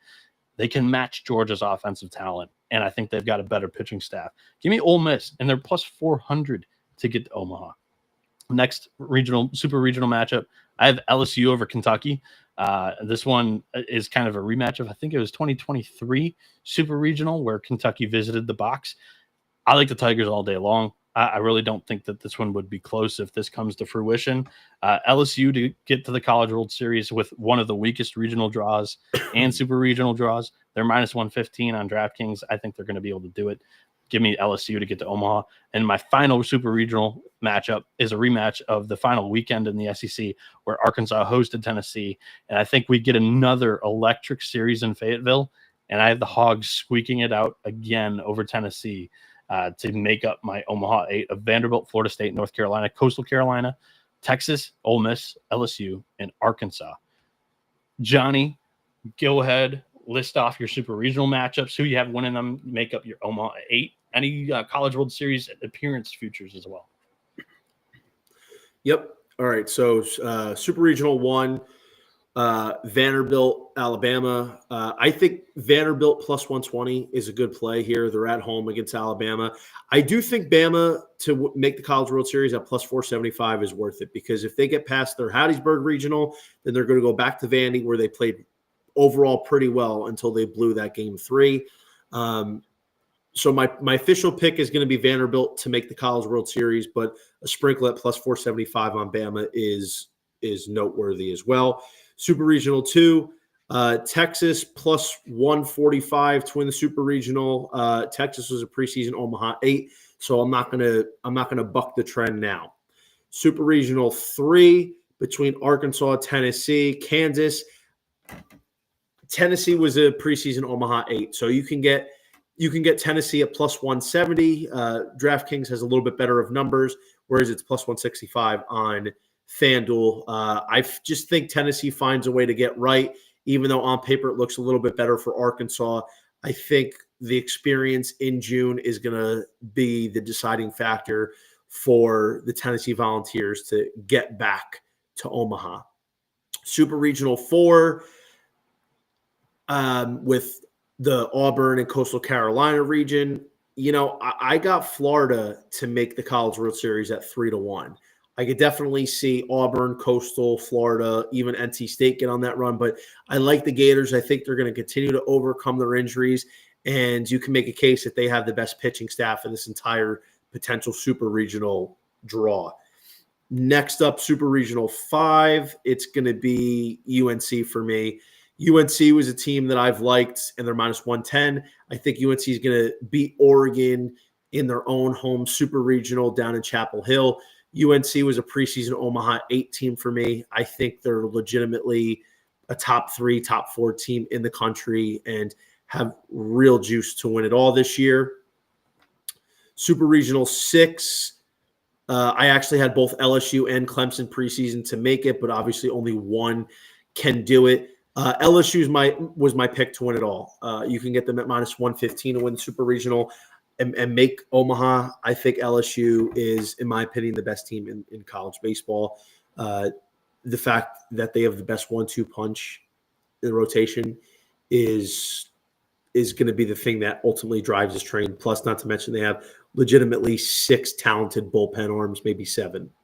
Super Regional 7, I actually prefer Ole Miss over Georgia, and I have Oklahoma State to win that region. I don't think Oklahoma State's going to be Ole Miss. I think Ole Miss is too much talented pitching, especially with the lefty, which is what Oklahoma State struggles against, and Hunter Elliott being that. I think Ole Miss, after a year, I didn't really expect a ton from them. Plus 380 to get to the College World Series is a very good price, and I think it's very reasonable. So I'm going to go with the Rebels. Last but not least, it's a tough 3 teams between Oregon State, Florida State, and TCU. I had TCU beating Oregon State, so I'm going to try and stay consistent. And I have Florida State beating their region out. And so ultimately TCU would have to travel to Tallahassee, where Florida State would catch a big break if that ultimately happens. Florida State is the more talented team, but while I could absolutely see them win here, I think I'm going to go with TCU as a surprise to make the College World Series at plus 290. I think what's going to be the undoing is Florida State's bullpen is going to find a way to implode as they usually do.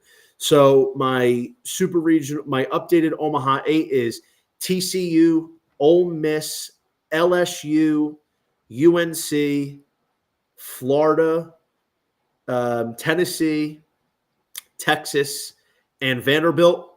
And I'm going to go with UNC to play LSU, where the LSU Tigers win. But I'm going to have UNC take down Florida in the Final Four bracket. And LSU is going to take down Texas in the right side of the bracket. So my Final Four, in conclusion, LSU, Texas, Florida, UNC. We didn't talk about this pre-show at all. Both you and I landed on an LSU North Carolina College World Series final. We're seeing eye to eye on that, which is dangerous. I have are you going to mention the national championship prices? Well, hold on. I'm gonna give you 2 things that's out on FanDuel. I haven't checked elsewhere if it's out, but for LSU in North Carolina to face off, it's one of the cheaper prices out there. It's 31-1 for those 2 teams just to meet, which actually I think is a pretty good bet, and it's worth making. It's hard to pull off, but I think it's fair, and I would have to think of a better way to maybe monetize that. But truthfully, I don't know if there is. It's a pizza bet. Yeah, it's a pizza bet. It's better off than taking LSU and UNC straight up. And then if you want LSU over UNC like we do, that's 50. Oh, I have North Carolina over LSU. Okay, so then if you had that, it's 60-1 on FanDuel. So the reason why I have UNC over LSU is just because I think that left side of the bracket is much weaker. My College World Series bracket on that left side is Vanderbilt, Florida State, North Carolina, Coastal Carolina. Vanderbilt's got a weak offense, in my opinion. Florida State's got a strong offense, good weekend rotation, weak bullpen. Coastal Carolina, not the greatest offense, strong starting rotation. North Carolina, I think, is the most balanced of all 4 of them, and they've got a soft regional, in my opinion, at least. And Oregon's going to be a tough super regional out. I'm not counting that. I think they get it done in 3. And that's my prediction against the Ducks. But North Carolina, I think, has the softest way in the College World Series. LSU, because of the days off in between worked in there, having the top two arms and Cade Anderson and Anthony Ianson going every other day, and then getting a 2-day off break when you're sitting in the winner's bracket, hopefully, is how I see that.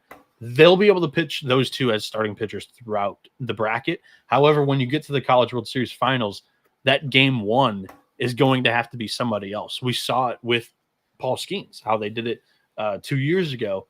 Skeens didn't even get to throw again because, it wasn't long enough of rest. So when it comes to a game one, if both of these guys control their destiny throughout Omaha, like I predict them to do with their starting rotations, I think North Carolina's got a better game three, and Aiden Houck, or like Ryan Lynch pitched incredible in the ACC tournament, or like a Folger Boaz if they choose to go him, or a Walker McDuffie if he comes out of the closer role and wants to start a game or needs to start a game.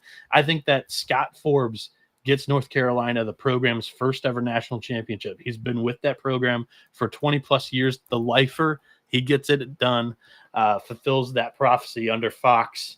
But yeah, LSU's got a cake regional and super regional. I had to have them in the final as well, and I think it sets up pretty well for them in Omaha. That's going to wrap up. Oh, yeah, sorry. Go ahead. I'm sorry. No, I was just saying I completely agree. I think we're probably going to get 3 SEC teams in the Final Four this year. I think if there's one non-SEC team that's most likely to make it, it's going to be UNC. All right. Yeah, I have a bracket that's completely SEC, by the way. LSU as my bracket winner, Arkansas as my bracket runner-up, and then Texas Ole Miss as players there too.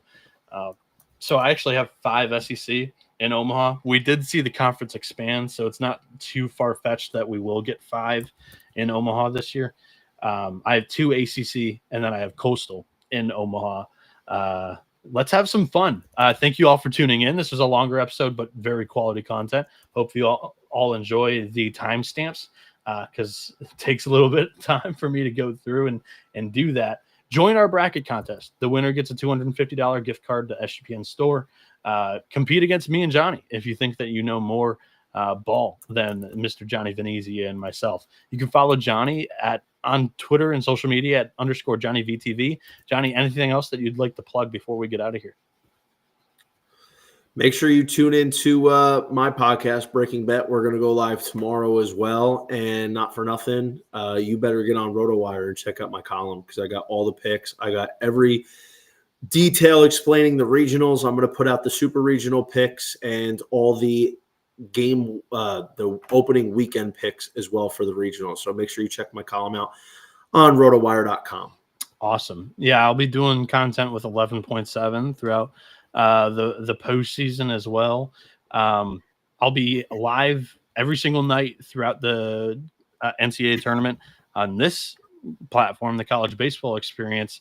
And if you're looking for pictures prior to me even getting on it, I'll be posting the link to my Excel sheet that I'm currently curating right now to where, like, if you don't have a whole lot of time to listen to a podcast that may be an hour long on a Saturday morning or Sunday morning prior to NCAA tournament games, you'll be able to pull up my Google sheet where I have all the matchups projected with some of the stats. So I'm hoping that that's my plan, and I'm working very hard to get it done. I've not slept much the last week and a half. I've been super busy with postseason work. So people in my mentions and whatnot don't understand, like, because I haven't really been tweeting at all the last few days. All I've been doing is working. But I would rather not be doing anything else. I love this time of year. I cannot wait for the action to begin, Johnny. Thank you again for joining me on the episode. We'll see you all tomorrow for Friday picks, game 1 picks of the NCAA tournament, Thursday night. And we'll hopefully have a whole lot of projected pitchers for you guys. That's going to wrap it up today. Thank you all for joining the College Baseball